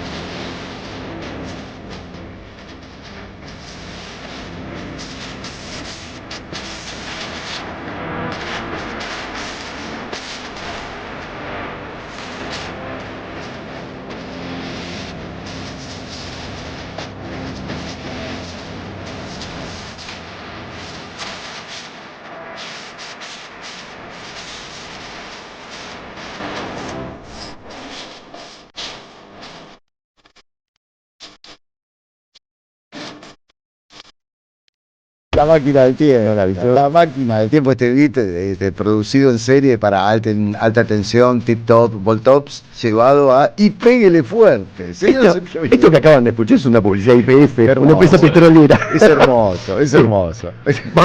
Vamos a contar una historia, porque en 1907, después de 9 meses de trabajo y llegando a perforar un total de 545 metros en Santa Cruz, que está dura la tierra, está dura, ya lo saben los que estuvieron haciendo las excavaciones en Santa Cruz, comenzó a brotar del suelo, así lo describieron, un líquido viscoso, aceitoso y con olor a nafta. Y entonces en las oficinas de minas en Buenos Aires recibieron un comunicado, un telegrama que decía: se cree haber dado con una napa de querosén. Stop. Digo stop para que se den cuenta que era un telegrama. Muy bien. Julio Clause ordenó suspender la perforación y verificar el hallazgo, y el 13 de diciembre, repito, 1907, un nuevo telegrama confirmó la existencia de hidrocarburos a más de 500 metros de profundidad, por lo que se comunicó oficialmente el descubrimiento de un yacimiento de petróleo en Comodoro Rivadavia. Y es loco que sea 1907, porque, por ejemplo, en Irán descubrieron el petróleo en 1908. Le ganamos mano. En Arabia Saudita, 1938. En Irak, 1927. Nos convertimos en país petrolero antes que todos ellos. Es una Argentina potencia. Argentina potencia, por supuesto. Y cuando se descubrió este petróleo, al toque dijeron: ¿y esto de quién es? ¿Este petróleo de quién es? Mío. Es mío. El petróleo siempre es mío. La Ferrari es mía. El Ferrari es mía. Y entonces empezaron a discutir quién va a ser el propietario del recurso. Y lo otro es qué empresa va a emprender el trabajo de sacar ese petróleo y comercializarlo. Bueno, ese debate en todo el mundo se dio. Sin embargo, en la Argentina se resolvió que sea estatal. Sacar el petróleo, distribuir el petróleo y la venta del petróleo. Todo el proceso iba a ser estatal. De hecho, meses antes, el Perito Moreno, ¿lo tiene el Perito Moreno? Sí. Tiene nombre el Perito Moreno, se llama Pascasio. Francisco Pascasio. Pero el Perito Moreno les había escrito a ellos: agua potable no van a encontrar. Esto se lo puedo decir con seguridad. Pero es fácil que encuentren otra cosa de tanto o más valor. Yo estoy convencido que debe haber petróleo debajo de estos campos, y para averiguar esto es necesario que se hagan perforaciones. Así que soliciten nomás la perforadora, que yo les voy a ayudar con sus gestiones. Dice Perito Moreno, utilizando influencias, que es obviamente el sistema argentino de conseguir una perforadora. El gobierno al que le cayó este descubrimiento es el de Hipólito Yrigoyen, cuando ya estaba terminando, le faltaba... cuando el gobierno de Hipólito Yrigoyen estaba terminando, eso fue en 1922, creó, por medio de un decreto, sin que se vote en el Congreso, un decreto, creó YPF, Yacimientos Petrolíferos Fiscales, y entonces así, con cierto toque nacionalista de Yrigoyen, pero sobre todo también con una influencia de ciertos sectores militares, por ejemplo, el general Mosconi, dijeron: esto lo tenemos que hacer nosotros, entre otros argumentos, porque venía al toque que se enteraron de que había petróleo aquí, vino una empresa inglesa, la British Petroleum, y quiso hacerse cargo de todo, porque si no se venía la Standard Oil estadounidense. Claro. Ellos dos ya se estaban peleando sobre el petróleo nuestro, y la única manera de hacerle frente, según el comunicado del gobierno de ese momento, es: lo tenemos que nacionalizar, crear una gran empresa y que se quede acá todo el petróleo, si no, no lo vamos a poder manejar, porque ya veían cómo se estaban manejando en otros países con este tipo de cosas. Pues bien, entonces se crea YPF, se la nacionaliza, y imagínense la reacción, no solamente de algunos sectores conservadores de la Argentina, sino de los países como Inglaterra y Estados Unidos. A nadie se le había ocurrido nacionalizar, estatizar el petróleo, salvo la Unión Soviética con una revolución comunista de por medio. Pero un país occidental, digamos, capitalista, no lo había hecho hasta ese momento. Después lo hizo México, pero lo hizo 15 años después, y después recién 40 años después lo empieza a hacer los países de la OPEP, los países petroleros, cuando se empiezan a dar cuenta de que o se cartelizan y nacionalizan o se queda todo el petróleo las compañías extranjeras. Así fuimos fui creciendo, hubo un pacting muy interesante entre YPF y el Automóvil Club argentino, que consistía en poner estaciones de servicio a lo largo de toda la Argentina. Creo que la ley decía que cada 150 kilómetros tiene que haber una estación de servicio YPF, y esto lo manejaba el Automóvil Club. Así nació, mirá, esa es la historia. Así nació este acuerdo, Mirá. Que además estaba con un problema adicional, que es prácticamente no había tantas rutas.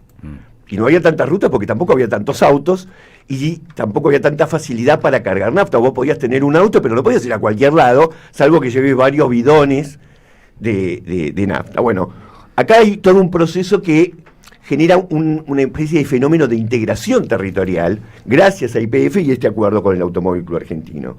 Cuando llega el gobierno de Perón, incorporan esta medida de que se nacionalice el subsuelo en la Constitución de 1949. Esa Constitución tenía todo lo que está bien, y estableció la propiedad inalienable e imprescriptible de la nación sobre los yacimientos de petróleo, carbón, gas, minerales y otras fuentes de energía natural, exceptuando los vegetales. Bien.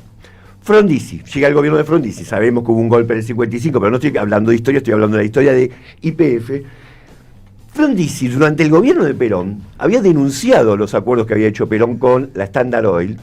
Perón había llegado a la conclusión de que sin ayuda de empresas que vengan a meter plata, no lográbamos aprovechar todas las posibilidades petroleras de la Argentina.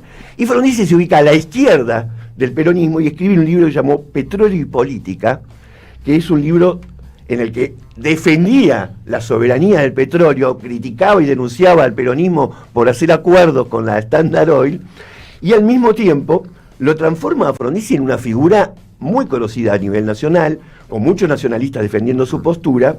Lo ubican como un hombre que, si bien era gorila y opositor, se ubicaba a la izquierda y queda muy bien posicionado Frondizi para lo que después de la caída de Perón iba a ser la campaña electoral, en la que el mismo Perón lo apoya, llama a votar por Frondizi, y Frondizi se convierte en presidente en 1958.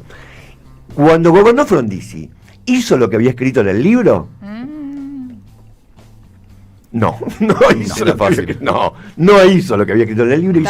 Pasaron cosas, hizo contratos petroleros mucho más entreguistas que los que había firmado Perón con la Standard Oil. De hecho, cuando llega el gobierno de Ilía, tampoco estamos hablando de la Revolución Socialista, le da de baja a todos esos contratos diciendo que eran entreguistas, diciendo que esos contratos quedan nulos, de toda nulidad, para si quedaba alguna duda. Y entonces Ilía iba sumando enemigos, había establecido una ley de medicamentos en lo que también descubría que le agregaban un valor del 3000% a los medicamentos, y hace esto contra Rockefeller. Tenía todos los números comprados para un golpe de Estado el señor Ilía, pero había sido un muy buen antecedente.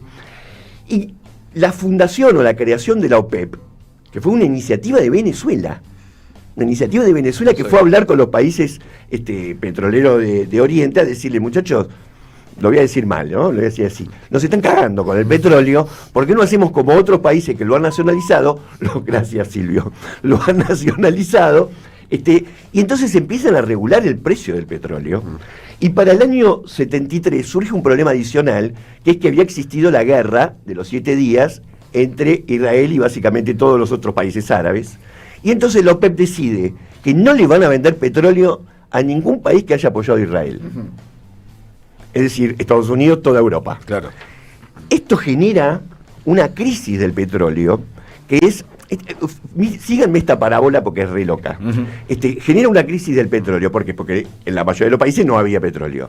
Pero para los países árabes fue una especie de montaña de dólares que les llovía de manera abismal, y en un momento no sabían en dónde invertirlos. Entonces lo empiezan a poner en los bancos. ¿Y qué hacen los bancos? Empiezan a generar préstamos a bajo interés a nivel mundial, ¿no? Préstamos baratos con los petrodólares. Los petrodólares. Esos préstamos baratos, los que los va a terminar de aprovechar, no es el gobierno peronista del 73, sino la dictadura militar. Al gobierno peronista no le daban préstamos. Llega la dictadura militar, con esos petrodólares empiezan a tomar deuda. ¿A qué empresa endeudan más que a ninguna otra?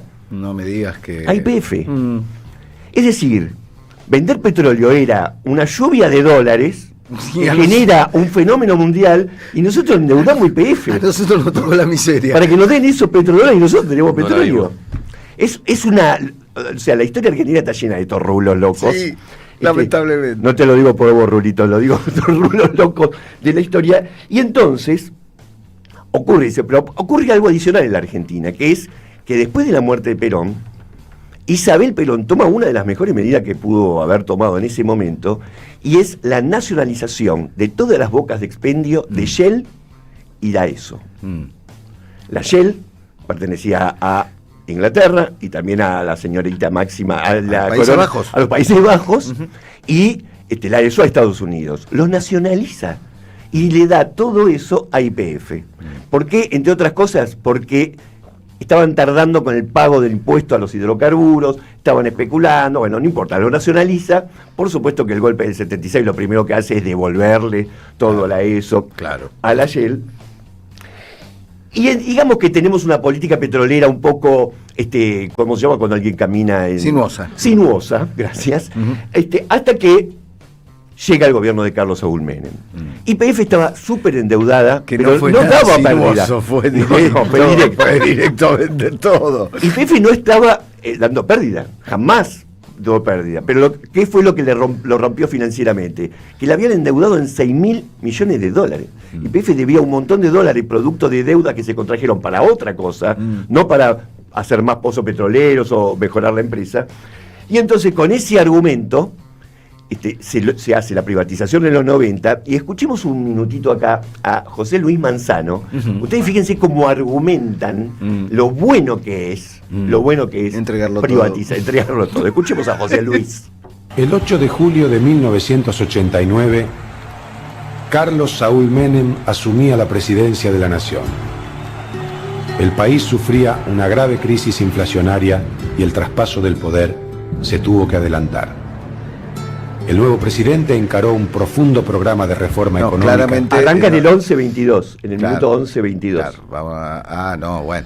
Bueno, está bien, dejémoslo.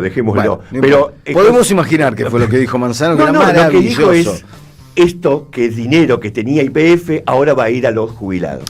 Sí, claro. Y el dinero va a estar en empresas privadas y parte del capital de YPF va a ir para los jubilados. Entonces, con el argumento de que esto va a beneficiar a los jubilados, se privatiza una empresa que, a pesar de que a nivel mundial había una ola de privatizaciones, a ningún país latinoamericano se le ocurrió privatizar su petróleo. No se le ocurrió a Brasil, a Chile no se le ocurrió nacionalizar el cobre. Nosotros privatizamos todo, y a partir de ahí perdimos el control de YPF, porque finalmente Repsol se compra el 97,5%. Lo único que conservó la Argentina fue la acción de oro, esa acción de oro, pero el control absoluto lo tenía Repsol, y en un momento determinado quedó muy claro que Repsol sacaba petróleo a lo loco y no reinvertía, y entonces había como una especie de horizonte de muy pocos años más para poder hacer explotaciones petroleras en la Argentina, y eso se iba a agotar. A Repsol no le interesaba que esto dure muchísimo más, sino sacar todo lo que podía y rajar. Lo habían obtenido prácticamente gratis a YPF, y ahora lo estaban sobreexplotando. Es YPF, la mayor empresa de Argentina, tiene 72.000 empleados, una sola empresa. Es en la lista global de Forbes. YPF fue clasificada como la empresa número 130 a nivel mundial. A nivel Latinoamérica está entre las primeras, de Argentina está lejos, en el primer puesto. Posee 92 bloques productivos distribuidos en todas las cuencas de la Argentina. Es muy integradora, hay muchísimas investigaciones sobre lo que fue este concepto de ser YPFiano. Ser YPFiano, ¿qué significaba? Había una casa que te había dado YPF, había un club al que iba la gente de YPF, se habían hecho caminos. Que una comunidad. Una comunidad. La gente sentía esa pertenencia a YPF, por eso fue tan duro cuando se privatizó, y también por eso, de la mano de estas privatizaciones, es que empezaron los cortes de ruta en la Argentina. Bueno, hay un libro de Leila Guerriero, maravilloso, que es Los suicidas del fin del mundo, que es justamente sobre las eras y cómo el cierre de YPF impactó en esa comunidad, en la calidad de vida de esa comunidad. A mí me pasó que cuando leí ese libro había ido a cubrir la reapertura de YPF cuando se recupera, llegamos, el acto de Cristina presidenta, se recupera YPF, se abría una terminal de YPF y llego a la terminal de lo que era Las Heras y era un paredón. Y se estaba inaugurando la terminal de micros porque Las Heras volvía a resignificarse. Digo, y ese libro muestra muy bien la crisis en la comunidad que repercutía en los pibes sobre todo, ¿no? Pero es la crisis de YPF. Escuchémoslo a José Luis y con esto nos despedimos. No podemos más que felicitarnos de estos diputados que han dado el quórum, que han hecho funcionar la Cámara, pero creo que hoy es un día de júbilo, hoy es un día de festejo para la Argentina, que desde hoy el petróleo pasa a ser de las provincias, YPF pasa a ser una empresa que cotiza en bolsa, que va a tener inversión privada, y el dinero que de esto surja es de los jubilados. Miles de millones de dólares pasan del patrimonio del Estado a los jubilados.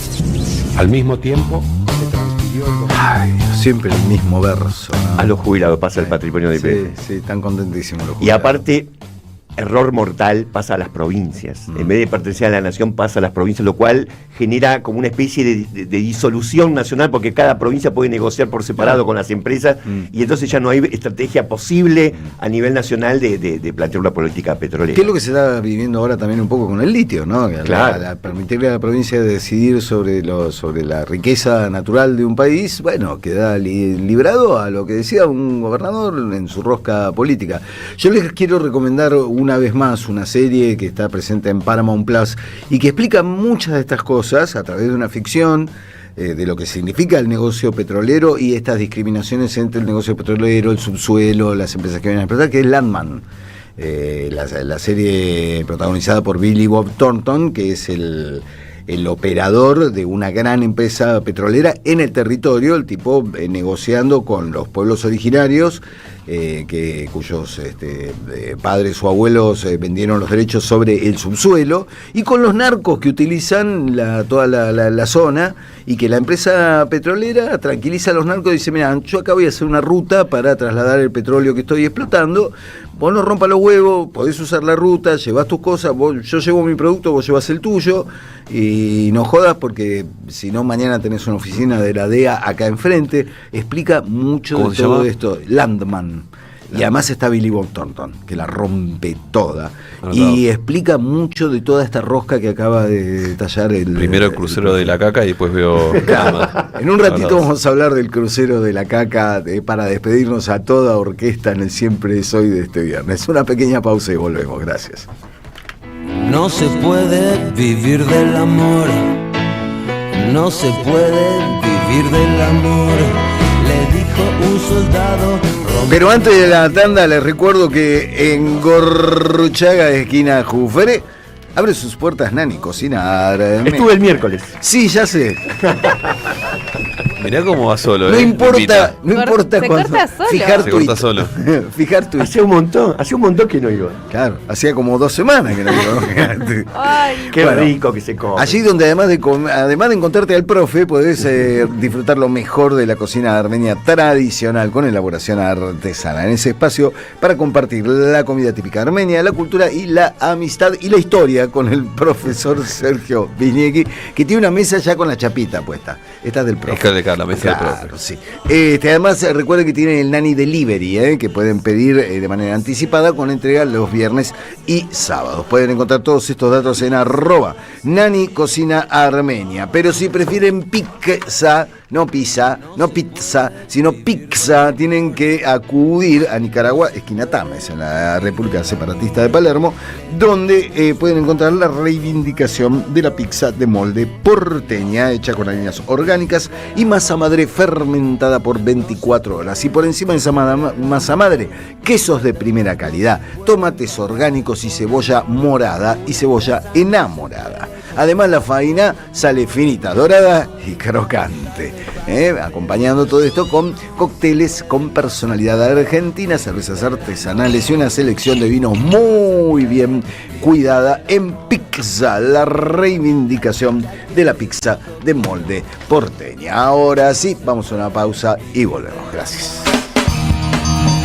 Somos Radio AM 530. En Avellaneda no paramos. Tenemos más de 300 obras en ejecución. Construimos y ampliamos escuelas, clubes, polideportivos, plazas y espacios culturales. Creemos en un Estado presente que le brinde un futuro mejor a su comunidad. Municipalidad de Avellaneda. Gestión Jorge Ferraresi. La economía no es una ciencia oculta. La información que Rulo de la Torre analiza en Siempre Soy la encontrás en www.motoreconómico.com.ar. Seguí a Motor Económico en todas las redes. Ahorra todos los días con la tarjeta Soy Tigre. Más de 500 comercios adheridos que ofrecen descuentos en farmacias, supermercados, restaurantes, útiles escolares, salidas y mucho más. Usala para lo que necesites en todas las localidades del distrito. Descarga la app, tramitala gratis y empezá a disfrutar todos los beneficios que tiene para vos. Tarjeta Soy Tigre. Descubrí cuánto podés ahorrar. Tigre, municipio. Si el camino suena así, es porque pones toda la potencia para cruzar todos los caminos que necesitas. La tecnología TurboClean garantiza el máximo octanaje para cumplir con los motores más modernos y exigentes. Poner Infinia es poner siempre lo mejor. YPF Infinia TurboClean. En el CUI estudia idiomas con la mejor calidad académica. Inglés, italiano, francés, portugués, alemán, chino y muchos más. Cursos por Zoom o presenciales. Últimas vacantes. Centro Universitario de Idiomas. Inscribite en cui.edu.ar o llamando al 53 53 3000. Hijos del trabajo, proletarios y cofrades, masones aceptados, levadura del barrio portuario, que anidáis por acá solapados. Opereta de los bandoleros. De Hugo Chumbita, versión y dirección Claudio Gallardú. La fabulosa historia de los bandidos rurales argentinos. Teatro del Pueblo. La Valle 3636. Domingos 20 y 30, entradas por alternativa. La Ley 27.675 amplió los derechos de las personas con VIH, hepatitis virales, infecciones de transmisión sexual y tuberculosis, garantizando respuesta integral que incluye prevención, diagnóstico y tratamiento, prohibición de pruebas de VIH en el trabajo, jubilación especial y pensión según requisitos, y leche gratuita por 18 meses para bebés de personas con VIH. El primer paso para defender nuestros derechos es conocerlos.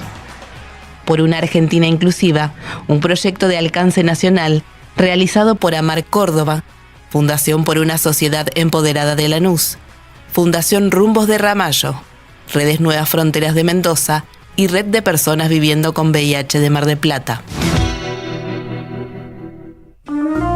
Cuenta DNI, la criatura más buena del mundo. Hoy presentamos y prestamos hasta 50 millones de pesos para que Carlos Quincho haga su quincho, para que Rubén Coche se compre su coche y para que María veranee. Esto llega a usted por cortesía de Cuenta DNI de Banco Provincia. En Lanús trabajamos por una ciudad más segura. Inauguramos la primera base de operaciones de la Fuerza Barrial de Aproximación de la Policía Bonaerense e incorporamos 20 móviles y 240 efectivos policiales. Sumamos 75 nuevos vehículos y 200 agentes de seguridad ciudadana a través del programa Lanús Te Cuida. Además, continuamos con el programa de formación y capacitación permanente para nuestros agentes locales. La ciudad que nos merecemos es una Lanús segura. Lanús Gobierno. AM530 Somos Radio. Buscamos la verdad siempre.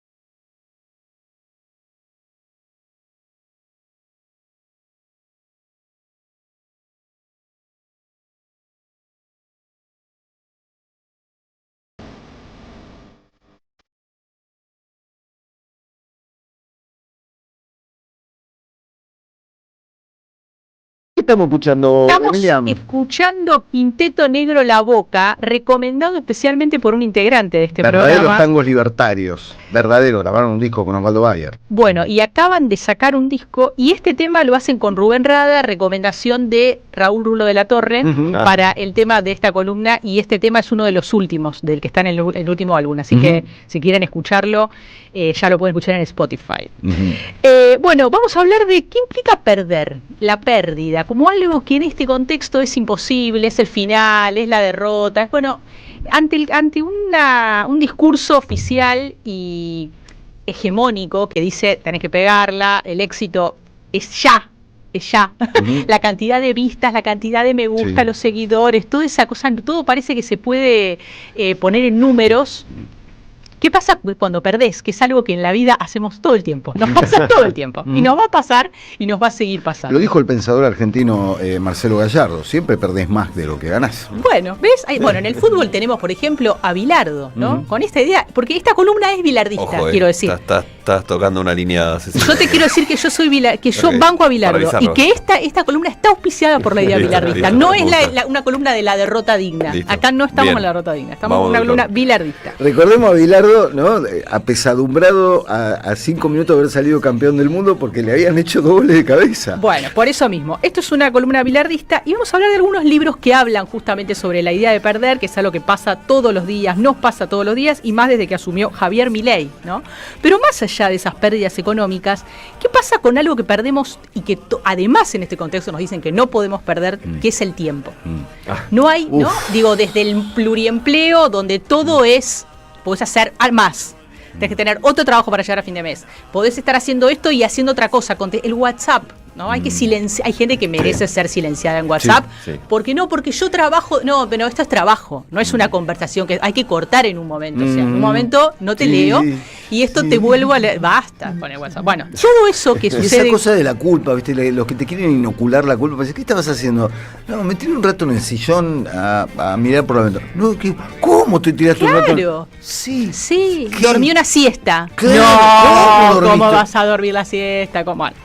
Hay un libro de una poeta argentina, Mirta Rosenberg, rosarina ella, que falleció hace algunos años, que se llama El arte de perder, y que lo que hace es retomar un poema de una poeta norteamericana, Elizabeth Bishop, hermoso, que se llama El arte de perder, donde lo que dice Bishop es justamente, tiene que haber un arte en perder, porque hay que encontrar una forma de perder, que no es esta idea, insisto, de la derrota digna.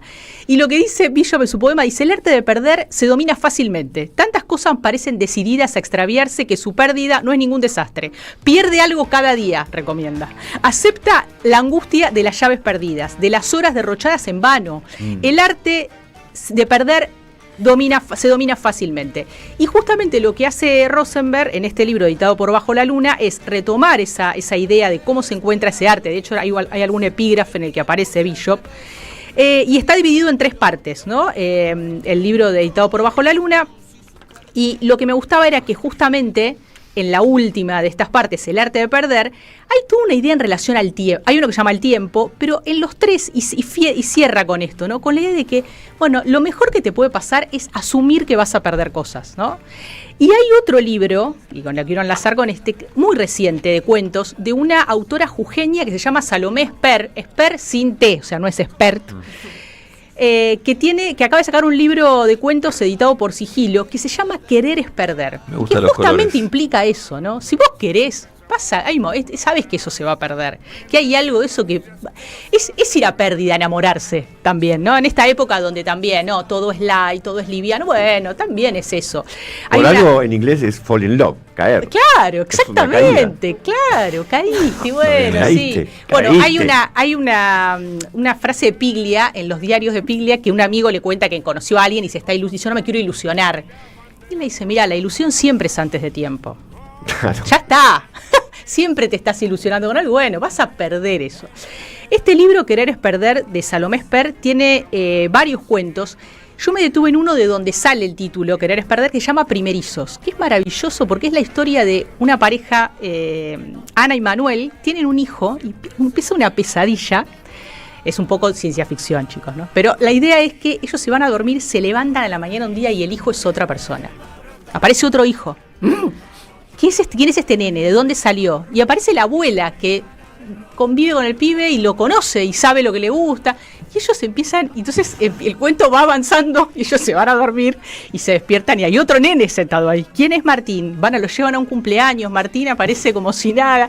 Entonces juega con esta idea la literatura de que, de que también la paternidad implica perder algo, ¿no? Vos te levantás ese pibe, de alguna manera la vida va cambiando y esa persona se te vuelve un poco desconocida. Ni hablar los hijos con los padres también, pero juegan en el punto de vista es de los padres, ¿no? Que empiezan, y además todo lo que se genera en esa pareja, ese mundo compartido, de criar esa persona, verla crecer y de repente decir, che, pero esta era nuestra hija, le gustaba hacer. Bueno, y así van sucediendo distintas situaciones con distintos niños. El libro el cuento se llama Primerizos, y en un momento dice algo muy lindo sobre la idea de perder, que es lo que le da título justamente al libro. Dice, este es un mundo de perdedores convencidos de que hay que ganar, ¿no? La idea de asumir la pérdida para decir, ahora sí, yo quiero ganar porque sé lo que perdí. Y tengo conciencia de que esto es una posibilidad y que las cosas van y vienen también. Me haces acordar a ese mundo que genera Roberto Alt de todos perdedores. Claro, exacto, todos perdedores. La glamorización también, ¿no? De la figura del loser, que esto se da mucho entre los artistas y las canciones que celebran al loser y el recordatorio que Van Gogh no vendió un solo cuadro en vida y hoy en una subasta saca 400 millones de dólares. Y eso también tiene que ver con este proyecto político que estamos viviendo, que nos hace creer que todo tiene que ser guita, ¿no? Y entonces la agenda de la cultura es, esto no, ¿cuántas películas, cuánta gente lo vio, cuánto vale? Y este país también tiene una cultura y hay una disputa por decir, estamos hechos de palabras, estamos hechos de tiempo perdido, de música, ¿no? De literatura. Todo eso, sí, quizás no te da un rédito. Si vas a hacer un taller, que sea un taller en mi época era de computación, no, de guitarra, no, de computación, de inglés. Claro. Anda a aprender chino, qué sé yo, también podés ir a estudiar guitarra y podés dedicar un tiempo a no hacer nada porque te gusta, porque hay una ganancia en perder ese tiempo haciendo algo que te despejó, que te llevó a otro plano. Que te mejoró como persona. Totalmente, punto. Que te hizo conectar un rato un libro con otra historia, con una cosa que te saca un poco de estamos abrumados de realidad. ¿Cómo salir de esa realidad? A veces tenés que perder dedicarte un poco, entregarte a perder un poco el tiempo también. Una paradoja del exitismo reinante es que está reinterpretado por la figura como del Joker, ¿no? Claro. Milei también es maníaca, ¿no? Es una idea maníaca de la vida. Hablando de perder en el debate, Massa Milei, hay un momento que para mí es, creo que ahí algo conecta a Milei cuando Massa lo corría por haberse quedado fuera del central por no pasar un psicotécnico, y Milei le dice, ¿vos nunca fracasaste en la vida? Le contesta. Hablando de perder. Justamente alguien que además tiene una idea de fracaso, Milei, ¿no? Que es un fracaso fuerte, porque para él todo el tiempo es la idea del mandril, ¿no? En su discurso no está la posibilidad de perder. Él está, también perdés cuando... La paradoja que él es un fracasado en muchos sentidos, incluso en sus propios términos, ¿no? Sí. Pero por eso conecta ahí con eso Milei, pero por otro lado no deja de asumir y de sentarse en que es el ganador, y eso también te va a llevar una pérdida terrible en algún momento, ¿no? También lo que contabas antes de los perros. El perro, ahora vamos a la pérdida de un perro, pero el perro también, no te vas a encariñar con una mascota, esa gente que dice, no, se me murió este perro, yo no quiero otro perro en esta casa. Porque no estás dispuesto a saber que vas a querer, y ese tiempo que transcurre en el que viene otra mascota lo vas a tener que vivir, preferís no, porque tenés miedo a perderlo. No me voy a volver a enamorar porque yo después... Esas cosas, ¿no? Como el miedo, creo que para mí está cada vez más fuerte esa idea de que no se puede perder, de que no hay margen para perder nada. Sí, exitismo. Total, permanente. Hay otro de los cuentos de Sper, el libro está muy bueno, que justamente habla de también la idea de perder y los prejuicios. Una chica está esperando un colectivo, en una parada que tiene solo un techito, llueve, y todo lo que le empieza a pasar a ella cuando se acerca a un pibe, que es un pibe distinto a ella, y ella empieza a calcular todo lo que el pibe le va a robar. Entonces Isara me va a decir, empieza a imaginar la escena, la secuencia, y el pibe le termina ofreciendo fuego. Ella saca un cigarrillo y fuman. Entonces también es esta idea de, estamos todo el tiempo en alerta, y el otro es alguien que te va a venir a atacar. El pibe termina sacando un cigarrillo. El libro se llama Querer es perder, lo escribió Salomé Sper, ella es escritora jujeña, este no es su primer libro, tiene una novela que fue muy leída, que es La Segunda Avenida de Hilda Bustamante, y este es el libro de cuentos. Está muy bueno el arte de tapa. El arte de tapa es hermoso. Sí. Sigilo tiene unas tapas geniales. Yo no sé si es, ahora vamos a buscar, acá está. El arte de tapa es Mariana Ruiz Johnson, ilustradora. Las tapas de Sigilo son todas muy lindas. Y hay otro que traje que también tiene una tapa muy buena de un artista que tiene un nombre genial, que es Pastelito. Me encanta. Genial. @pastelito, busquen en Instagram. La tapa es un dibujo de Pastelito, No es posible volver, de Marcelo Vera. Es un ensayo en primera persona. Marcelo Vera es editor, poeta, escritor. Y en este caso lo editó Godot. Y habla de dos pérdidas. Una es la pérdida de su padre, que vive en Rosario. Marcelo Vera vive en Buenos Aires, llega a Rosario cuando su padre ya falleció. Y la segunda parte es la pérdida de su perra Nina, que justamente está en la tapa del libro, pintada por Pastelito. El libro tiene además adentro ilustraciones de María Luque, una ilustradora argentina maravillosa, y tiene muchas ilustraciones de perros, de gatos, de cada uno de los ensayos tiene una representación ahí gráfica. Y dice, hay algo muy loco con la primera parte, que es no solamente la pérdida del padre, sino también una crónica de Rosario hoy, la violencia que se vive en Rosario. Él llega, se encuentra con su familia, la madre, la hermana, los amigos, esa generación que se junta a cenar, y él dice, le van contando qué pasa en ese día a día con los narcos, con la violencia. Esa es esa primera parte. Hay algo que le dice el padre, hablando de perder, también en esta época, donde hay un discurso donde tenés que correr, caminar, hacer ejercicio, tomar el jugo de limón, toda una cantidad de imperativos sobre el día para llegar a tal edad mejor. Bueno, qué sé yo. Llegaste a esa edad, pero estuviste tan ocupado. Claro, paren un poco. Y en un momento el padre, que parece el padre que se murió, que no tenía nada que ver con esta estética, que no quería nada con estos discursos de cuidarse y no cuidarse, le dice, lo último que le dijo a Vera en vida fue: los médicos son bastante optimistas. Él le dice Vera al padre, ¿no? Dice, le respondí sin mucha convicción, más que nada para hacerle saber que estaba prestando atención, pero me interrumpió al instante. Dice, esos nunca saben nada hasta que ya es demasiado tarde, le dice el padre, ¿no? Siempre es preferible que te llegue la hora sin caer en sus manos, dijo finalmente, dando el tema por cerrado, y eso será lo último que oiré de mi padre. Bueno, el recuerdo del padre y todo lo que también el padre implica una muerte y las pérdidas de objetos, de cosas, no sé, el padre, por ejemplo, tenía un celular que la madre decide no apagar, no cerrar. Entonces estar en la cocina de repente y suena el celular y él dice, bueno, esto hay que resolverlo de alguna... Bueno, esto de no asumir la pérdida, ¿no? De qué hacemos con esos objetos que hablan de la persona. Y la segunda parte es sobre Nina, la perra de Vera, y la muerte de la perra. Él tiene dos perros, Toto y Nina, y él va contando todos los rituales que tenía con los dos perros recorriendo la ciudad, recorriendo cafecitos, barcitos, el día a día en la casa, y cómo extraña esa perra, ¿no? La pérdida de un animal. Bueno, esto que lo asume, no como Milei, que dice que lo clona y nada, lo asume. No. Acá pierde. Esta perra, Nina se murió, Nina murió. Bueno, los tres libros hablan de perder y me parece que están buenísimos no para decir, insisto, con no es una derrota digna, sino, bueno, hay cosas que se pierden. Yo te sumo la coda, ya que pasó el chivo de Pequeños Fracasos, donde Alfredo Alcón, Eduardo Aliberti, Cristina Manegas, Julio Boca, Adrián Caetano, Andrés Calamaro, Juan José Campanella, Capusotto y Saborido, Tito Cosa, León Gieco, Liliana Herrero, Jorge Marona de Lelutier, Lalomir, Ana María Yúa y Julián Weich hablan de los pequeños fracasos necesarios para poder llevar a cabo... Pero son todos triunfadores eso. Y bueno, sí, pero ese es el tema, de que los triunfadores reconozcan que sin el fracaso no hay triunfo. Sin el tropiezo no es posible, y que no existe el éxito absoluto, el éxito automático. Y que además lo vas a perder el éxito también, porque es un momento en la vida de una persona, no es que eso es permanente, ¿no? Es un momento, bueno, tenés que saber que eso lo vas a perder. Y además que te mejora. Si estás haciendo una obra, de equivocarte o que algo salga mal, te va a terminar mejorando lo que sea, ¿no? Bueno, yo ya soy inmejorable. Sí, por eso. Profe, por favor. Quiérase un poco, profesor. 11:44. Les quiero preguntar a todos ustedes, están acostumbrados a fracasar, si quieren desconectarse y vivir una experiencia única en plena naturaleza, ¿qué tienen que hacer? tenemos que ir a Tandil. Tienen que ir a Posta Natural, pero claro, lo alto de las sierras de Tandil. Está fresco, te abrigás. Nos oreamos, vamos. Porque tenés ahí unas vistas impresionantes detrás de una ventana, entonces no hay que estar. Y el mejor confort, por supuesto. Disfruta de la privacidad y comodidad de sus apartes en la sierra o viví la elegancia y el servicio exclusivo de su hotel.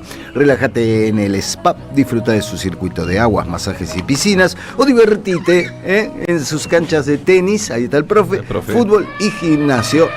No, elefantes no hay, Silvio. No, son las bubucelas. No es un elefante, es una bubucela. De gente que anima a los tenis. Vamos a ir, ¿no? Por supuesto. Sí, claro, tenemos octubre, noviembre. Sí, cuando afloje un poco. Que salga el sol. Cuando afloje la velada. Bueno, Tequila.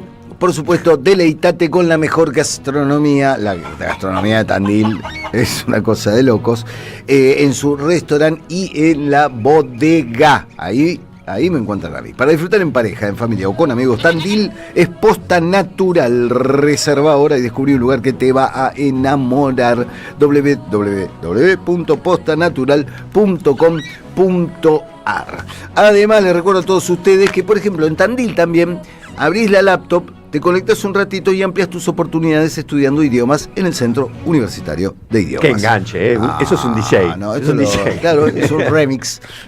Inglés, francés, portugués, italiano, alemán, chino, japonés y muchos más idiomas en cursos de 3 meses por Zoom, en Tandil, Posta Natural, y por Zoom aprendés, no sé, chino, ponele. O presenciales. Últimas vacantes, señores. Inscribite en cuy.edu.ar o llamando al 5353-3000. Muy bien, eso para cambiar un poco. Sí, está bien. Ahí tienen precios especiales para alumnos de la Universidad de Buenos Aires, universidades nacionales y nivel 1 inicial con certificados y diplomas UBA. Y al lado de la laptop donde estás estudiando en el CUI, ¿qué te podés? Ahí lo apoyás mientras estudias, todo te estás tomando un café Bantú, el café de la radio. Con el aroma y el sabor de cada mañana, que pueden probar en vuestras casas, en la oficina, con el café de especialidad y máquinas expendedoras de última generación.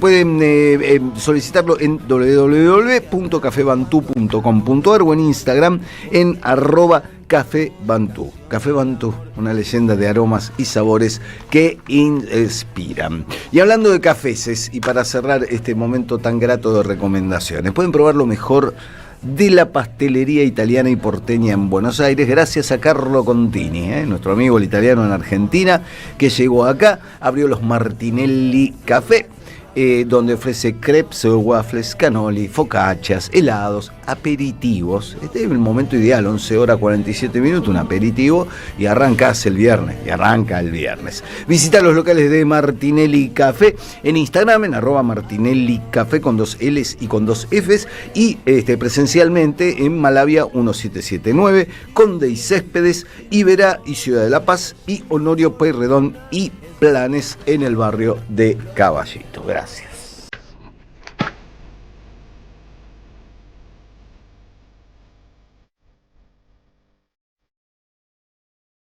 Transitamos los últimos minutos de El Siempre Soy de viernes con una recomendación especial. Porque vos estás en tu casa y no sabes, viste, en el fin de semana, bueno, ¿qué veo? Veo una serie, un policial que tenga que pensar mucho para descubrir al asesino, veo un dramón, veo una comedia. Y a veces está bueno clavarse en ese momento del fin de semana que querés despejar la mente y ver cosas que no te angustien, ver cuando todo sale mal. Cuando todo le sale mal a otra persona, no cuando todo te sale mal a vos. Claro. De eso trata una serie, una antología que presenta la plataforma Netflix, que acá la tradujeron como Fiasco Total. A mí me gusta más el término original. El término original es Trainwreck, choque de trenes, que es una serie de documentales sobre eso, cuando todo lo que puede salir mal, sale mal. Está el documental de Woodstock 1999, donde tuve el honor de estar, así que fui testigo presencial de cuando todo sale mal en un festival de rock. Está el Astroworld, un festival que se hizo hace un par de años y que terminó con 10 muertos, 300 heridos, una cosa espantosa. Y está el documental que les quiero recomendar para que pasen 55 minutos de real diversión viendo cómo la pasa mal otra gente, que es El crucero de la caca, ¿no? De Poop Cruise, ¿no? Y ya el título te da ganas de verlo, porque El crucero de la caca promete. Claro. Bueno, el documental El crucero de la caca, fiasco total, El crucero de la caca, cuenta la historia de algo que sucedió en la realidad, como todos los de la serie Trainwreck, en febrero de 2013, donde sale un crucero de 4 días, ¿no? Que iba de Estados Unidos a través del Golfo de México, se llama Golfo de México, señor Donald, se sigue llamando Golfo de México. El tránsito era bastante sencillo, era cruzar el Golfo de México hasta Cozumel, pasarla bien en Cozumel, unas margaritas, qué sé yo, y volver. Buen plan. Volver. Planazo. Claro, ¿no? Además, con tarifas, ojo, porque si bien, bueno, todo depende del camarote que reserves, eran tarifas accesibles. Digamos, no es que era el crucero, viste, a las Bahamas o medio mundo de mucha guita, era una tarifa más o menos accesible que podía permitir llenar un crucero de 4.000 personas, viste, son como edificios flotantes, esas bestias. Sí. Todo muy sencillo, digamos, era Cozumel, vamos, volvemos, sale de Texas, vuelve a Texas, todo en orden. Bien, en 2013 inicia este crucero y la tercera noche se produce, o sea, bajan en Cozumel, arrancan de vuelta para Estados Unidos, cuando sale... ¿Tercera noche de cuántas? Eran 4 noches. Ah, ok. O sea, la primera parte del crucero todo en orden. Van, llegan a Cozumel, se clavan unas margaritas, se maman, porque además está todo retratado a partir de historias particulares de 3 chicas que están celebrando la despedida de soltero de una de ellas y cuyo único plan es ir al crucero y mamarse hasta la inconsciencia durante todo el viaje. Un hombre que se acababa de separar de su esposa haciendo un viaje con su hija, un viaje de acercamiento, de compartir con su hija ese momento del divorcio, son como las 2 historias que más corporizan el relato, y una mujer que es la principal encargada de la animación general de todo el asunto, que es la voz del buque, que le habla a los pasajeros y dice, ahora hay una fiesta en tal lado y tal otra, y que es como la gran organizadora de todo un enorme equipo de tripulantes del Carnival Triumph, el triunfo del carnaval. La línea de buques se llama Carnival. Bueno, salen de Cozumel, arrancan de vuelta para Estados Unidos, mañana estamos en Estados Unidos, la pasamos bomba, qué sé yo, se produce un incendio en la sala de máquinas.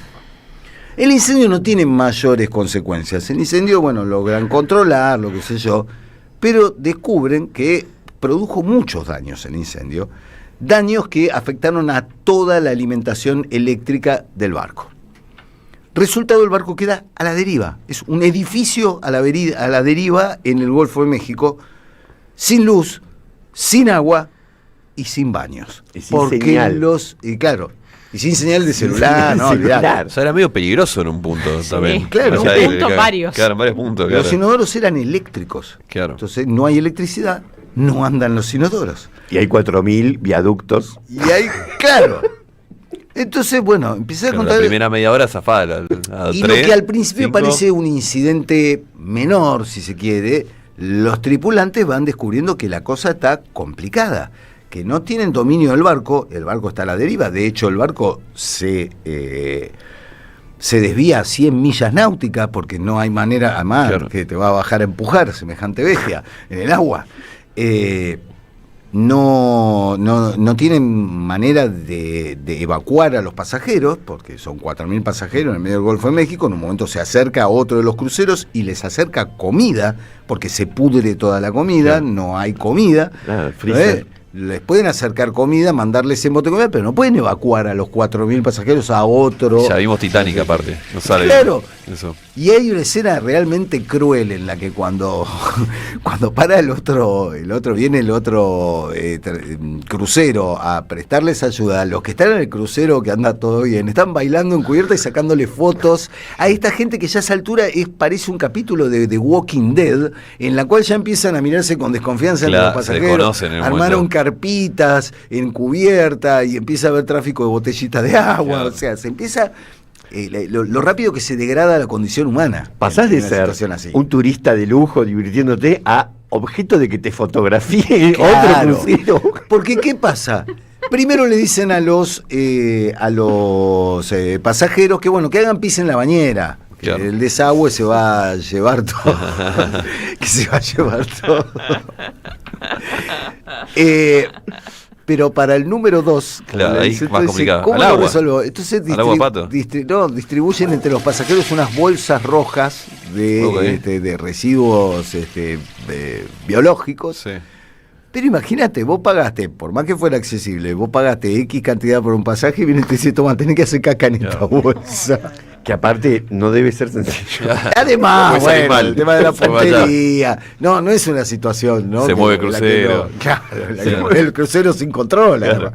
Bueno, todo esto está retratado en el crucero de la caca a través de las entrevistas a estas 3 mujeres, a este padre con su hija y a la mujer que tiene que lidiar además con el tema de comunicarle a los pasajeros las sucesivas complicaciones.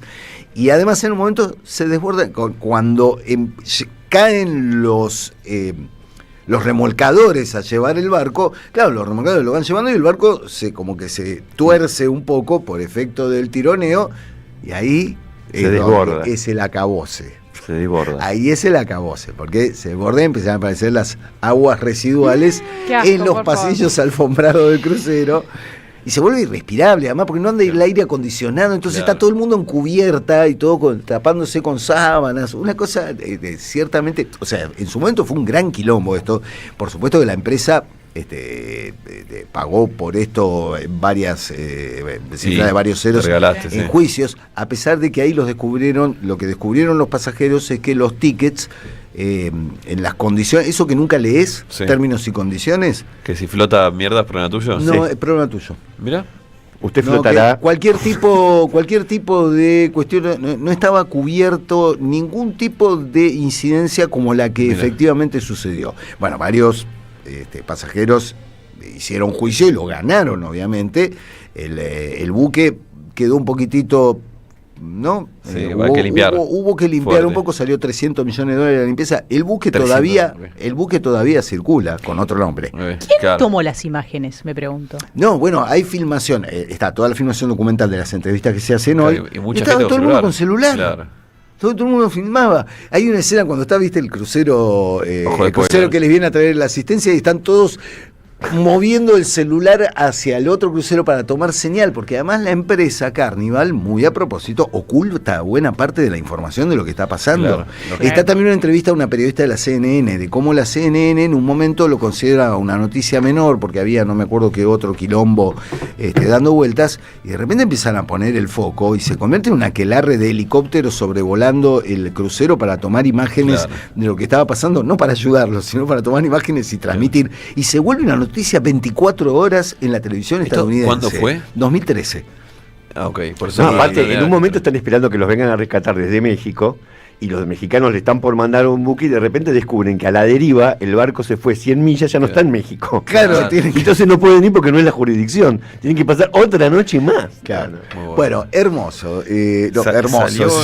En Netflix de otro palo, pero aquí a ver este fin de semana, hablando de religión y política, Apocalipsis de los Trópicos, que es la historia de cómo la religión está copando todo en Brasil. Entrevistan a Bolsonaro, entrevistan a Lula, tiene mucha documentación. Y te digo, el tráiler llamaba la atención porque aparecía Lula diciendo la izquierda dejó de entender el peso que tiene la religión en este país y cómo ha sido de cargo, y Bolsonaro con todo el movimiento evangélico atrás, pero parece impactante. Te digo, vi el tráiler y digo, bueno, me dio la Fuerza del Cielo versión Brasil. Versión, claro, las fuerzas del cielo. Celinio.